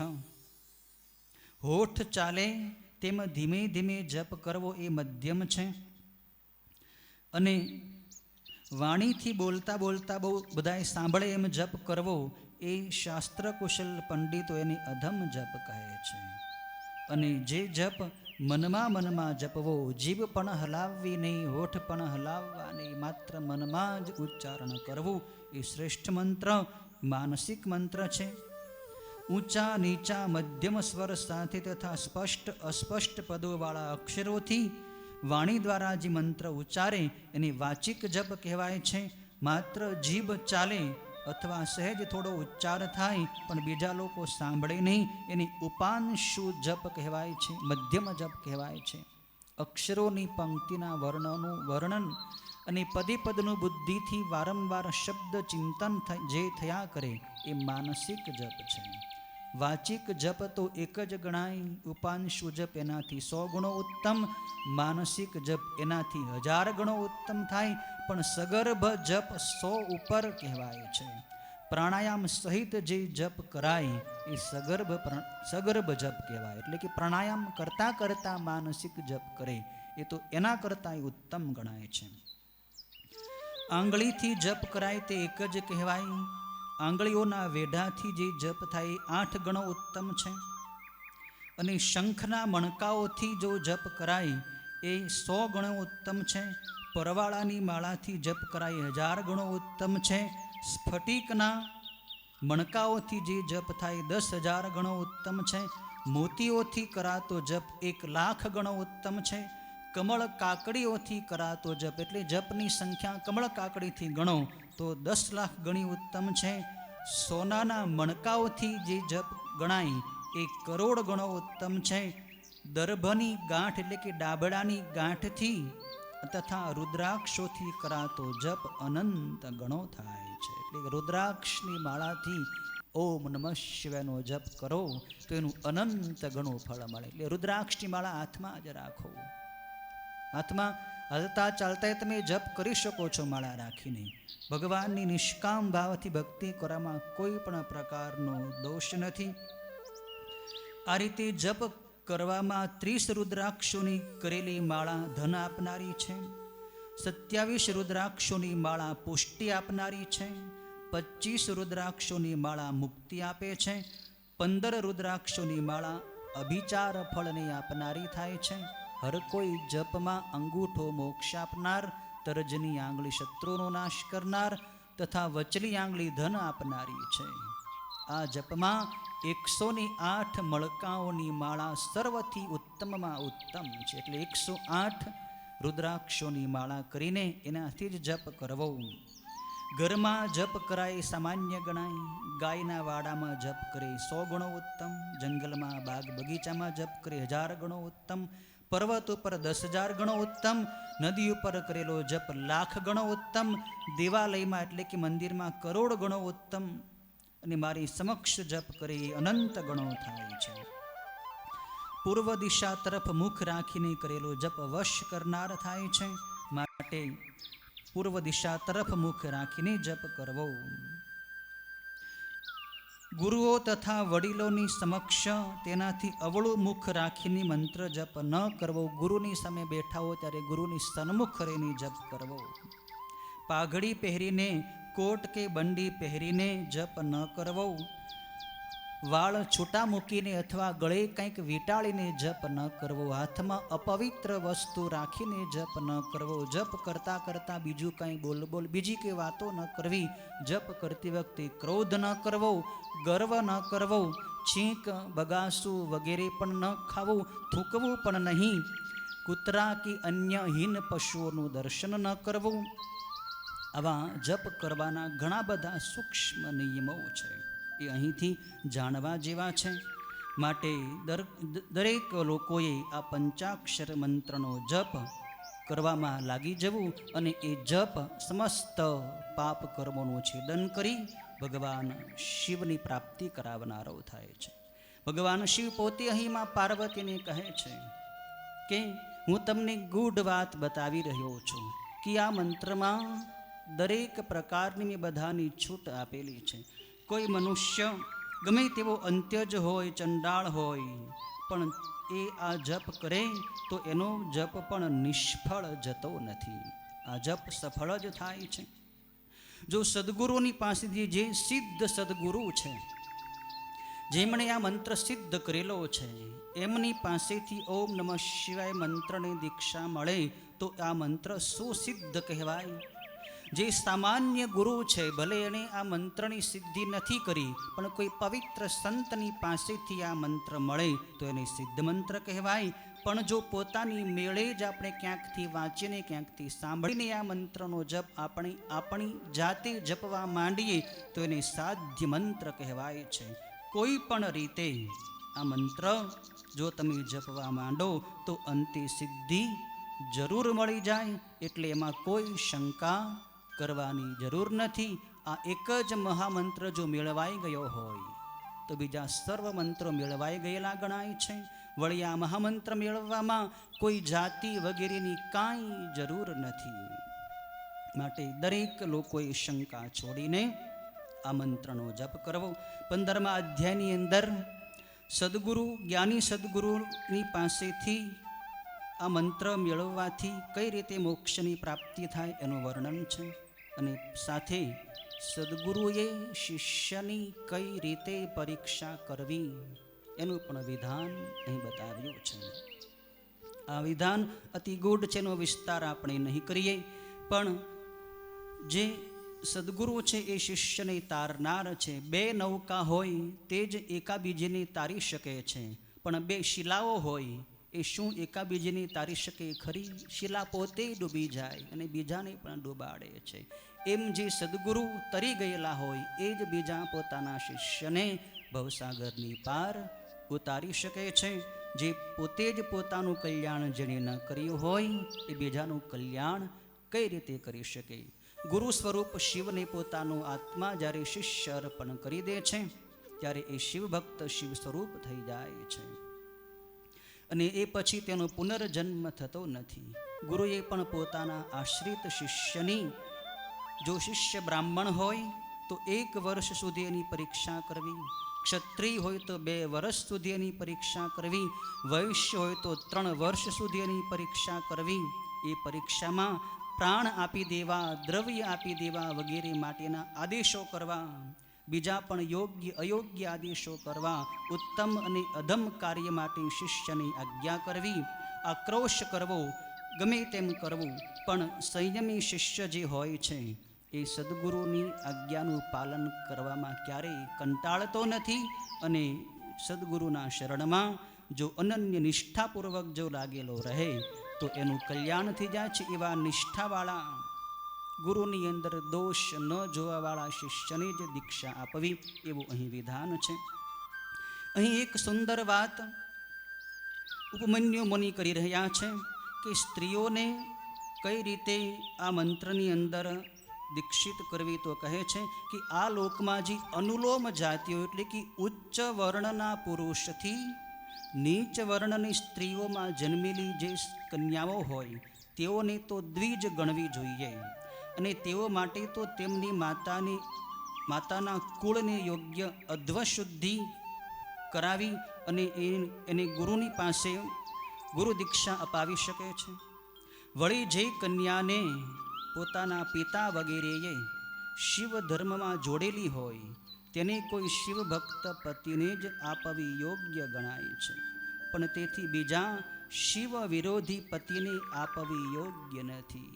જે કન્યા પોતાના પિતાના ઘરમાં રહીને નાનેથી જેણે શિવની ભક્તિ કરી હોય એવી કન્યાને એના પિતાએ કોઈ શિવભક્ત પતિને જ સોંપવી જોઈએ.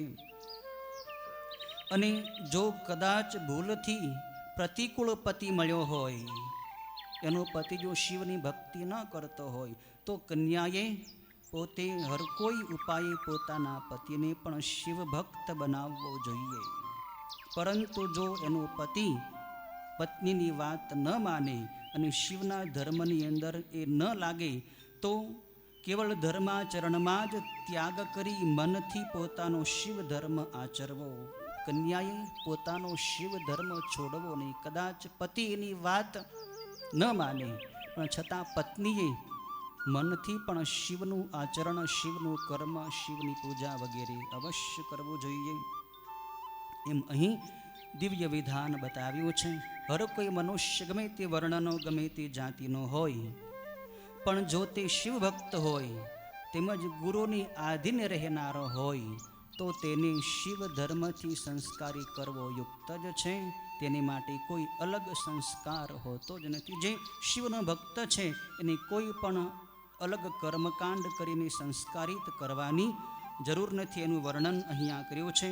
ત્યાર પછી 16, 17 અને 18મા અધ્યાયની અંદર 19મા અધ્યાયની અંદર વિવિધ સાધનોનું વર્ણન કર્યું છે. 20મા અધ્યાયની અંદર જે શિષ્ય યોગ્ય હોય એને ગુરુએ આચાર્ય પદ આપવું, એને મુખ્ય શિષ્ય કઈ રીતે બનાવવો એનું 20મા અધ્યાયની અંદર વર્ણન છે. 21મા અધ્યાયની અંદર જે શિવાશ્રમી એટલે કે જે અનન્ય શિવનો ભક્ત છે એને કઈ રીતે શિવનું નિત્ય કર્મ, શિવનું પૂજન વગેરે કરવું એની વિસ્તારથી વિધિ બતાવી છે.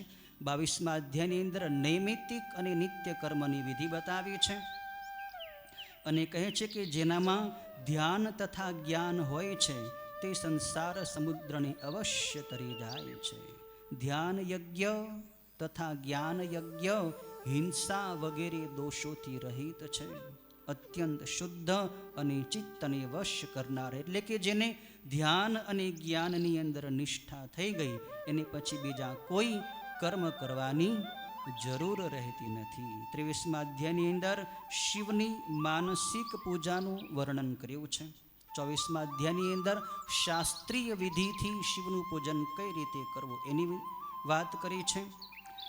25મા અધ્યાયની અંદર શિવ ભક્તનો મહિમા બતાવ્યો છે કે શિવનો ભક્ત શા માટે શ્રેષ્ઠ છે. કેમ કે શિવ અંતિમ તત્વ છે અને એ અંતિમ તત્વ શિવની અંદર જેની નિષ્ઠા થઈ ગઈ, જેને પ્રેમ થઈ ગયો એ સહજમાં ભવસાગરની પાર ઉતરી જાય છે. માટે શિવનો ભક્ત શિવને બહુ વહાલો છે. 26મા અધ્યાયની અંદર સાંગોપાંગ પૂજા વિધિનું વર્ણન છે. 27મા અધ્યાયની અંદર શિવનો યજ્ઞ કરવો હોય જેમ કે મૃત્યુંજય યજ્ઞ વગેરે તો યજ્ઞ કરવાથી શું લાભ થાય એનું વર્ણન 27મા અધ્યાયની અંદર. 28મા અધ્યાયની અંદર પણ નૈમિતિક કર્મ વર્ણન. 29મા અધ્યાયમાં ભગવાન શિવના કામ્ય કર્મોનું વર્ણન છે. 30મા અધ્યાયમાં શિવ ભક્તોના કામ્ય કર્મોનું વર્ણન છે અને 31મા અધ્યાયમાં શિવજીના સ્તોત્રનો પાઠ કરવાથી શું ફળ મળે છે, શિવજીનું મહાન સ્તોત્ર કયું છે એનું વિસ્તારથી વર્ણન અહીંયા ઉપમન્યુ મુનિએ કૃષ્ણ ભગવાનને બતાવ્યું છે. 32મા અધ્યાયની અંદર આ લોકમાં એવા કયા કર્મો જે આપણે કરીએ કે જેનું ફળ આ જ લોકમાં આપણને મળે એનું વર્ણન છે અને ત્યાર પછીના 33મા અધ્યાયની અંદર પરલોકમાં ફળ આપવાવાળા કયા કર્મો છે એનું વર્ણન છે. 34મા અધ્યાયની અંદર લિંગ પૂજાનું રહસ્ય, એટલે કે લિંગનું પ્રાગટ્ય કઈ રીતે થયું હતું, જેની કથા આપણે પૂર્વે સાંભળી ચૂક્યા છીએ કે બ્રહ્મા અને વિષ્ણુના વિવાદમાંથી લિંગનું પ્રાગટ્ય થયું અને પછી બ્રહ્મા વિષ્ણુએ એનો અંત શોધવાનો પ્રયત્ન કર્યો. અંત ન શોધી શક્યા એટલે પાછા આવ્યા, ભગવાનની વંદના કરી, મહાદેવ એમાંથી પ્રગટ થયા અને મહાદેવે પ્રણવ મંત્રની દીક્ષા આપી. એ કથાનું 34મા અને 35મા અધ્યાયની અંદર વર્ણન છે. 36મા અધ્યાયની અંદર શિવના લિંગની, શિવની મૂર્તિની પ્રતિષ્ઠાન વગેરેની વિધિ કઈ રીતે કરવી એનું વર્ણન છે. પછી 37મા અધ્યાયની અંદર યોગ વિધિનું વર્ણન છે, શિવના યોગ માર્ગમાં કઈ રીતે પ્રવેશ કરવો. 38મા અધ્યાયની અંદર યોગ માર્ગની અંદર કયા કયા વિઘ્નો આવે છે, યોગ સાધના કરતો એને આળસ થાય, તીવ્ર રોગો થાય, પ્રમાદ થાય, સ્થાન વિશેના સંશયો થાય, મનની અસ્થિરતા થાય, ભ્રમણાના દેખાવો થાય, મનની ઉદાસીનતા થાય. આ બધા યોગ માર્ગની અંદર આવવાવાળા વિઘ્નો છે. પણ ગુરુની કૃપાથી સાધક આ બધા જ વિઘ્નોને પાર કરીને શિવ તત્વનું જ્ઞાન પ્રાપ્ત કરી લે છે. એનું વર્ણન અહીં 38મા અને 39મા અધ્યાયની અંદર વર્ણન બતાવ્યું છે. 40મા અધ્યાયની અંદર આ રીતે ભગવાન કૃષ્ણને ઉપમન્યુ મુનિએ જે દિવ્ય પાશુપત જ્ઞાન વગેરે કહ્યું હતું એ પછી ભગવાન કૃષ્ણ ત્યાંથી પ્રસ્થાન કરી ગયા. એની કથા છે. 40મા અધ્યાયની અંદર સ્તુતજી બતાવે છે કે ભગવાન શ્રી કૃષ્ણે ઉપમન્યુ મુનિની પાસેથી આ દિવ્ય જ્ઞાન સાંભળી અને પછી પોતાની નગરી દ્વારકા તરફ પ્રસ્થાન કર્યું. અને વાયુ દેવતાએ પણ આ દિવ્ય જ્ઞાન, વાયુ સંહિતાનું જ્ઞાન આ નૈમિષારણ્યવાસી ઋષિઓને પ્રદાન કરીને સાંજ પડી, સૂર્યાસ્ત થયો એટલે વાયુ દેવતા આકાશની અંદર અદૃશ્ય થઈ ગયા છે. પછી પ્રભાતના સમયે બધા, બીજે દિવસે બધા આ ઋષિઓ જે હતા નૈમિષારણ્યમાં વસવાવાળા, એ બધાએ ઋષિઓએ યજ્ઞની સમાપ્તિ કરી અને અવભૃત સ્નાન કરવાની તૈયારી કરી રહ્યા હતા. એ વખતે બ્રહ્માજીની આજ્ઞાથી સરસ્વતી દેવી ત્યાં પ્રગટ થયા અને સરસ્વતી દેવીના જળમાં પછી આ બધાએ ઋષિઓએ અવભૃત સ્નાન કર્યું છે. અને એ સ્નાન કરીને પછી બધાએ એ ઋષિઓ જે નૈમિષારણ્યવાસી ઋષિઓ હતા એ નૈમિષારણ્યમાંથી પ્રસ્થાન કરીને કાશી નગરી તરફ જવા લાગ્યા, પદયાત્રા કરી છે. ઋષિઓએ સંપૂર્ણ શિવપુરાણની કથા સાંભળી. પછી તેઓ કાશી નગરી તરફ જઈ રહ્યા હતા. રસ્તામાં કાશી નગરીમાંથી આગળ જતા ગંગાને કિનારે જતા જતા તેમને એક દિવ્ય તેજના દર્શન થયા છે. આકાશમાં કરોડો સૂર્ય જેવું પ્રકાશમાન મહાન અદ્ભુત દિવ્ય તેજ એ ઋષિઓને દેખાણું છે. અને એ તેજની અંદર સેંકડો સિદ્ધ મુનિઓ પ્રવેશ કરી રહ્યા હતા. એવું દિવ્ય દર્શન ઋષિઓને જણાયું છે. ત્યારે એ આશ્ચર્યનું અર્થ શું છે, આ ઘટનાનું રહસ્ય શું છે, એવું એ મુનિઓને કંઈ સમજાણું ને કે આ દિવ્ય તેજની અંદર આ ઋષિઓ શા માટે જઈ રહ્યા છે, કઈ રીતે જઈ રહ્યા છે, આનું તાત્પર્ય શું છે, એ જાણવા માટે પછી બધાએ એ ઋષિઓ હતા એ બ્રહ્મલોકમાં પ્રયાણ કરે છે. અને બ્રહ્મલોકમાં આવીને બ્રહ્માજીની પાસે પોતે પોતાનો પ્રશ્ન પ્રસ્તુત કરે છે. ત્યારે બ્રહ્માજીએ એમને પોતાના જે પ્રશ્ન હતો એ પ્રશ્નનો ઉત્તર કહ્યો છે કે હે ઋષિઓ, તમારો વૃત્તાંત મેં જાણ્યું છે. વાયુ દેવતા તમારી પાસેથી જ્યારે અદૃશ્ય થયા પછી મારી પાસે આવ્યા હતા અને એ બધી વાત મને જણાવી છે. અવભૃત સ્નાન કરી પછી પોતાનું ગંગા તીર્થમાં જવું, કાશી નગરીથી પછી અહીં સુધીની યાત્રા, એ બધી ઘટના મને વાયુ દેવતાએ સંભળાવી છે.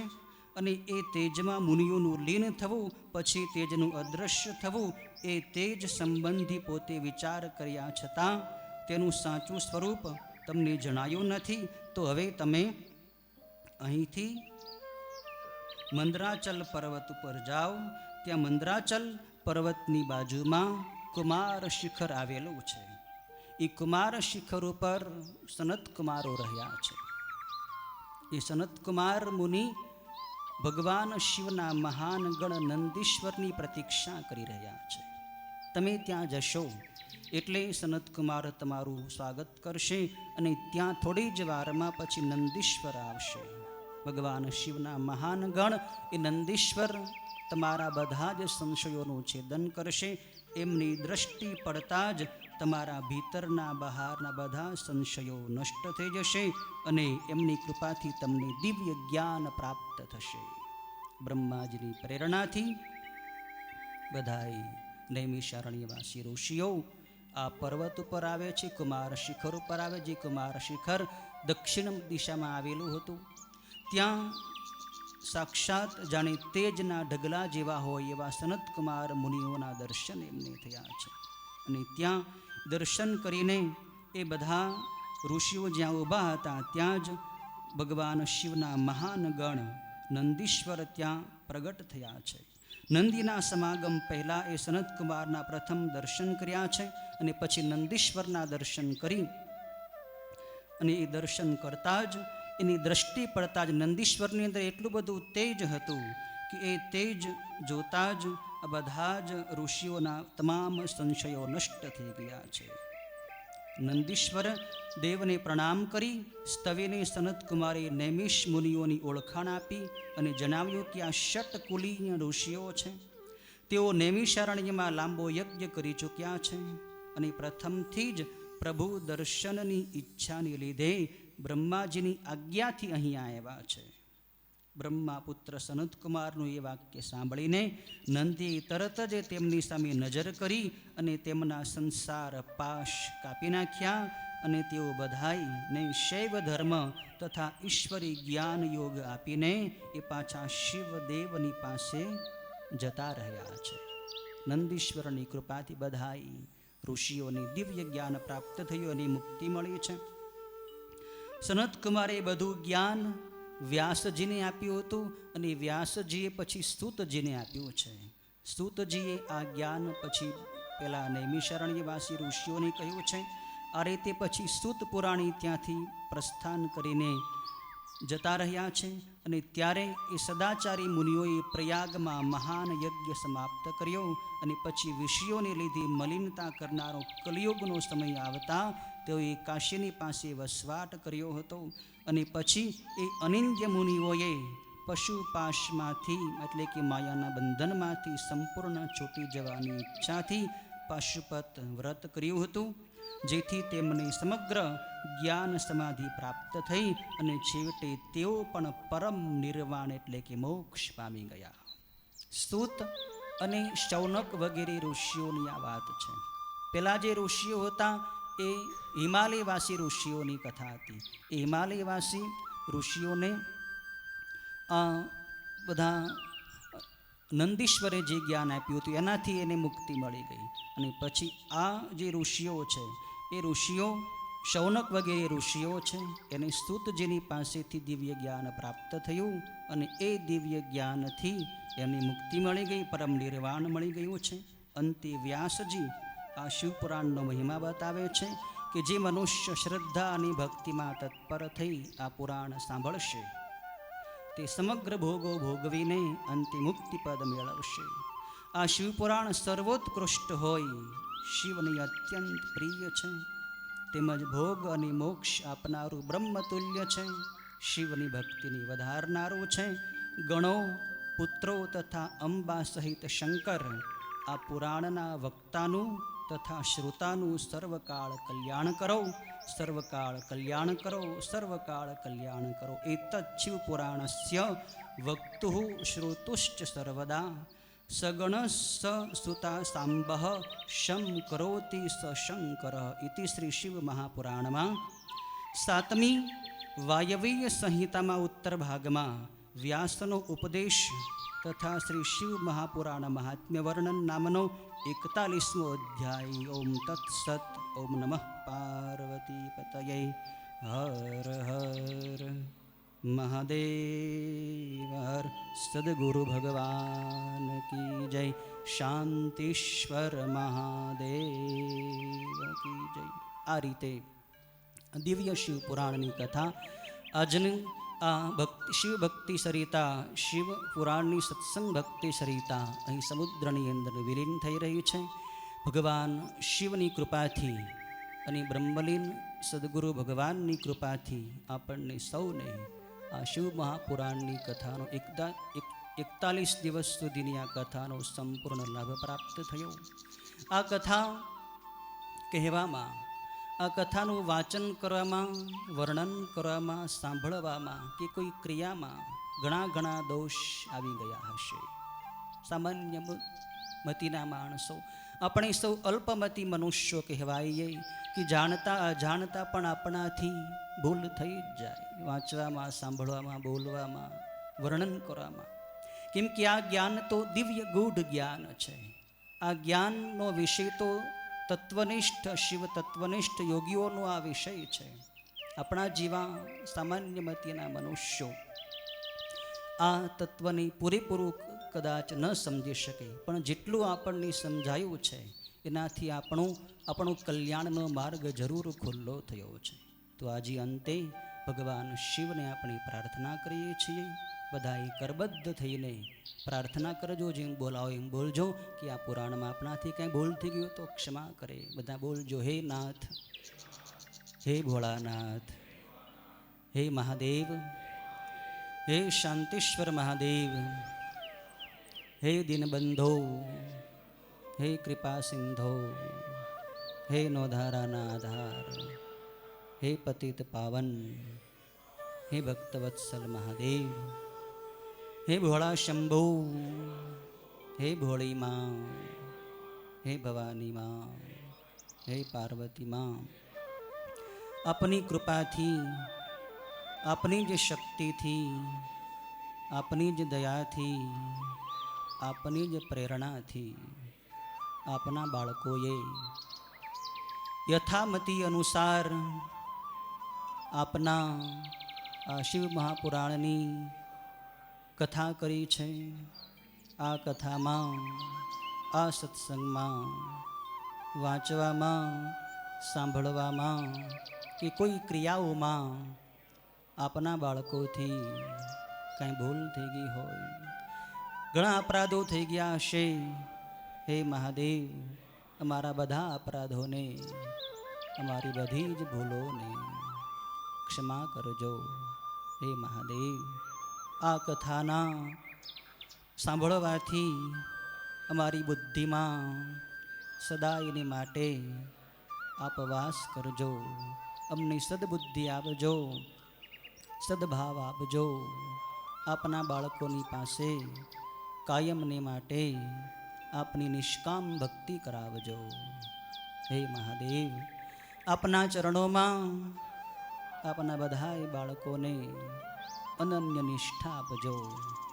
આ ઘોર કળીકાળમાં આપના બાળકોને સદાને માટે આપના ચરણોમાં અનન્ય નિષ્ઠા આપજો, અનન્ય પ્રેમ આપજો. હે મહાદેવ, સદાયને માટે અમારા મનમાં, બુદ્ધિમાં, હૃદયમાં, ઇન્દ્રિયોમાં વાસ કરજો.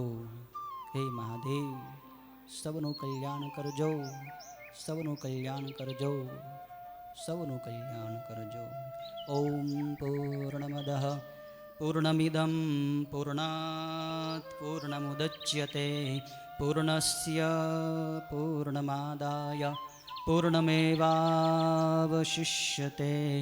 ઓમ શાંતિ શાંતિ શાંતિ. ઓમ નમઃ શિવાય, ઓમ નમઃ શિવાય, ઓમ નમઃ શિવાય, ઓમ નમઃ શિવાય. ઓમ હર હર ભોલે નમઃ શિવાય. ઓમ હર હર ભોલે નમઃ શિવાય. ઓમ નમઃ શિવાય. ઓમ નમઃ શિવાય. ઓમ નમઃ શિવાય. ઓમ નમઃ શિવાય. ઓમ હર હર ભોલે નમઃ શિવાય. ઓમ હર હર ભોલે નમઃ શિવાય.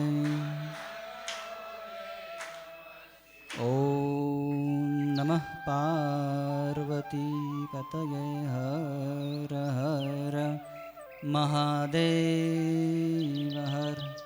બધા જ ભક્તો પોતાના સ્થાને બેઠા રહેજો. પહેલાં ગુરુ પૂજન સંક્ષિપ્ત, ગણપતિ પૂજન, વરુણ પૂજન, દીપ પૂજન વગેરે કરી પછી જ્યારે શિવ મહાપુરાણનું સંક્ષિપ્ત પૂજન કર્યા પછી મહાઆરતી કરવાની થાય ત્યારે બધાએ પોતાના સ્થાનો પર ઊભું થવાનું છે અને પછી બધાએ સમૂહ આરતી કરવાની. ત્યાં સુધી બધાએ પોતાના સ્થાને જ બેઠા રહીને આ પૂજાની અંદર બધા માનસિક રીતે જોડાજો.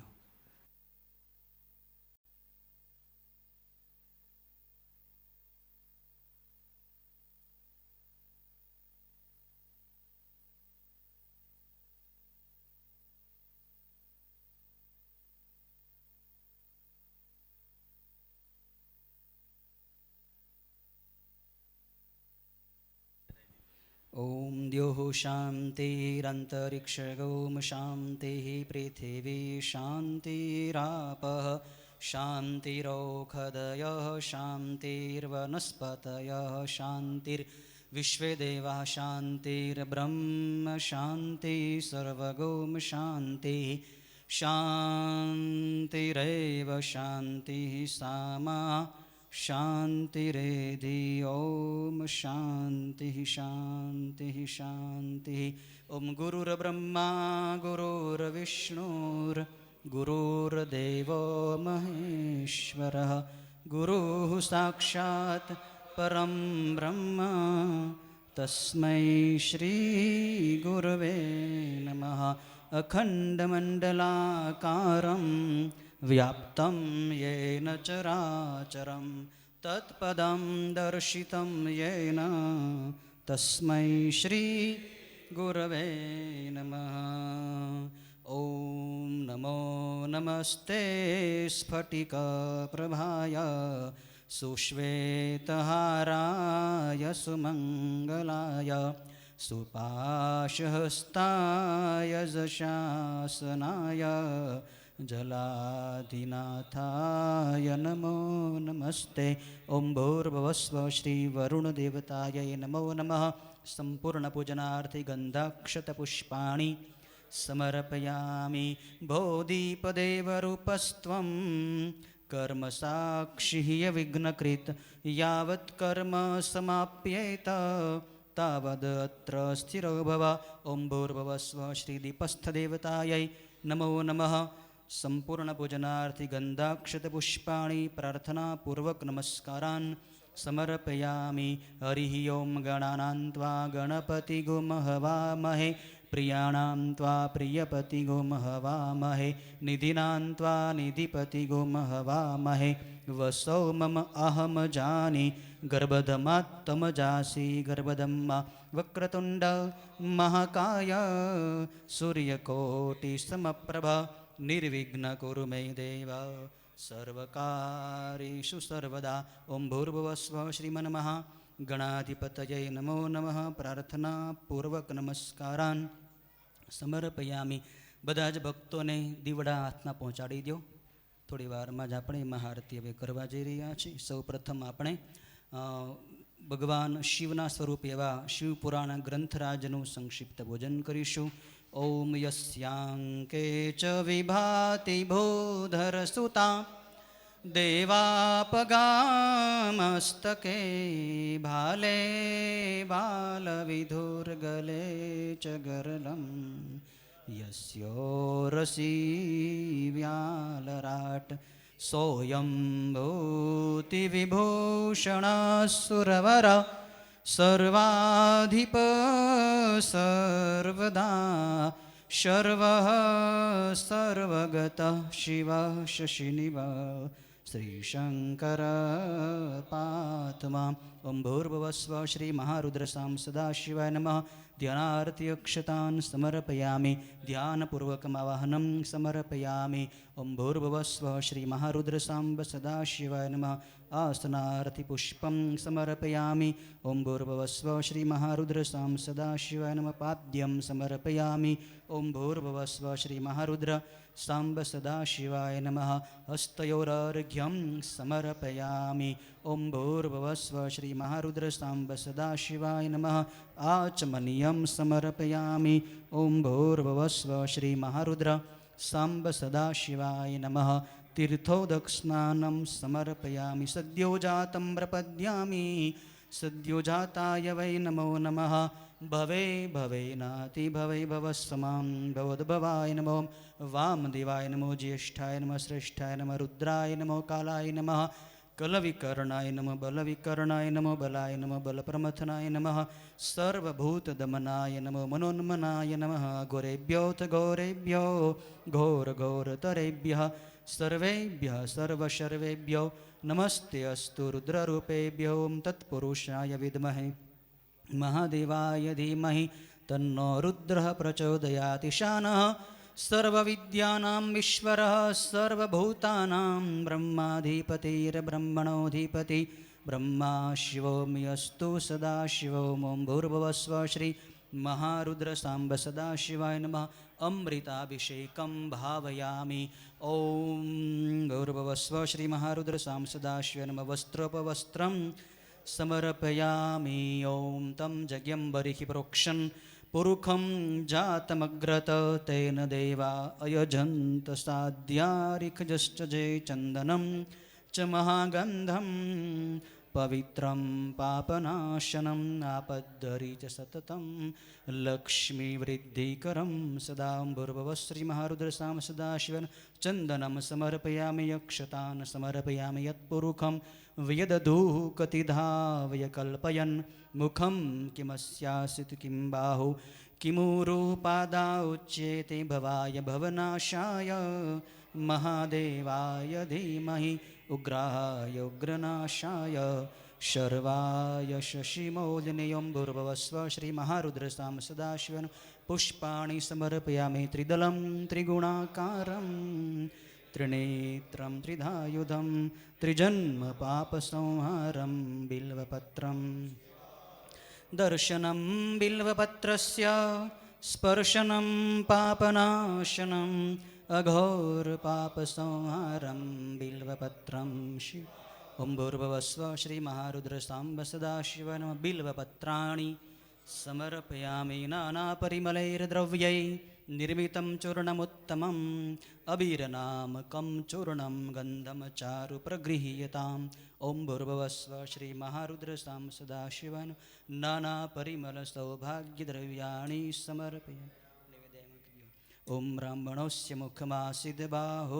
राजन्यकृतः उरुतदस्य यद्वैश्यपदभ्यां शूद्रो जायत चन्द्रमा मनसो जातश्चक्षुः सूर्यो जायत श्रोत्राद् वायुश्च प्राणश्च मुखादग्निर्जायत ॐ भूर्भुवस्व श्री महारुद्रसाम्ब सदाशिवाय नमः दीपकं प्रदर्शयामि नभ्यासिदन्तरिक्षगों शीर्ष्णोरुद्योः समवर्तत पदभ्यां भूमिर्दिशः श्रोत्रात् तथा लोकान् कल्पयन् ॐ भूर्भुवस्व श्रीमहारुद्रसां सदाशिव पक्वान् नैवेद्यं निवेदयामि धेनुमुद्रां प्रदर्शयै ॐ प्राणाय स्वाहा ॐ अपानाय स्वाहा ॐ व्यानाय स्वाहा ॐ उदानाय स्वाहा ॐ समानाय स्वाहा ॐ ब्रह्मण्यै नमः मध्यपानीयं समर्पयामि उत्तरापोषणं हस्तप्रक्षालनजलं मुखप्रक्षालनजलं समर्पयामि मुखवासारथफलताम्बूलं हिरण्यदक्षिणार्थयक्षतान् समर्पयामि બધા જ આરતી શરૂ થઈ રહી છે બધા જ આરતીમાં જોડાઈ જાઓ અને બધાએ ભગવાનની સમૂહમાં આરતી કરો બોલો આનંદેશ્વર મહાદેવ की जय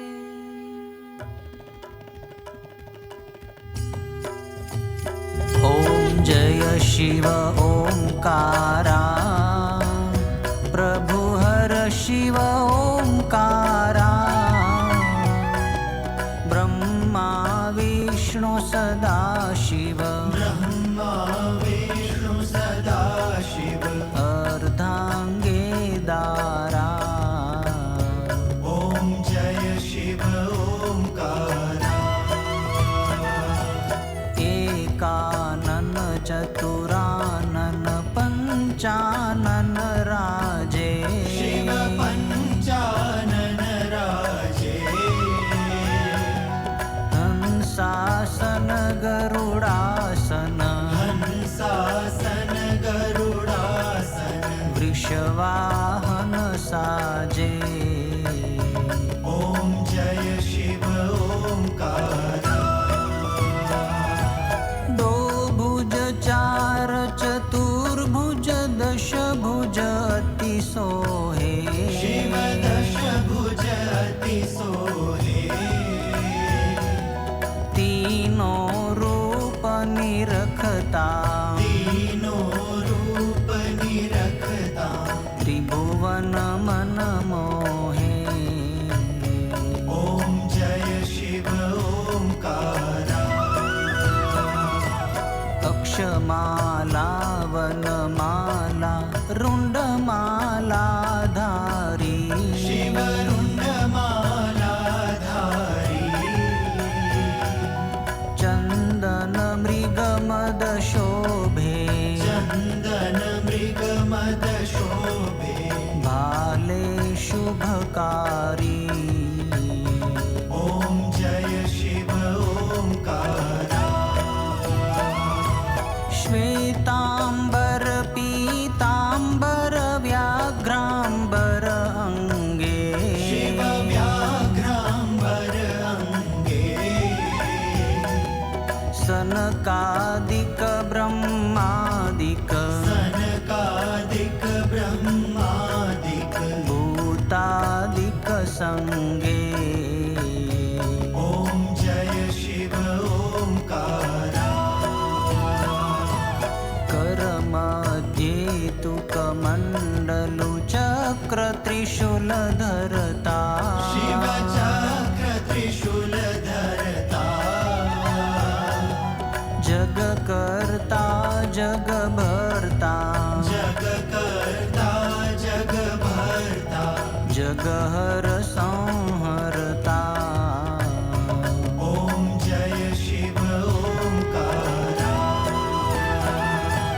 काशी में विश्वनाथ बिराजे भजता ब्रह्मचारी शिव भजता ब्रह्मचारी नित नित भोग लगावत नित नित भोग लगावत महिमा अति न्यारी ॐ जय शिव ओंकारा ब्रह्मा विष्णु सदा शिव जानत अविवेका शिव जानत अविवेका प्रणवाक्षर के मध्य प्रणवाक्षर के मध्य ये तीनों एका ॐ जय शिव ओंकारा त्रिगुण स्वामी की आरती जो कोई नर गावे शिव जो कोई नर गावे कहत शिवानंद स्वामी कहत शिवानंद स्वामी सुख संपत्ति पावे हर कैलासे जावे ॐ जय शिव ओंकारा ॐ जय शिव ओंकारा प्रभु हर शिव ओंकारा ब्रह्मा विष्णु सदा शिव ब्रह्मा विष्णु सदा शिव अर्धांगे दारा ॐ हर हर हर महादेव ॐ हर हर हर महादेव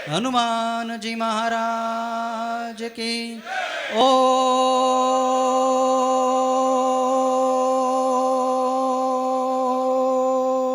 નમઃ પાર્વતી પતયે હર હર મહાદેવ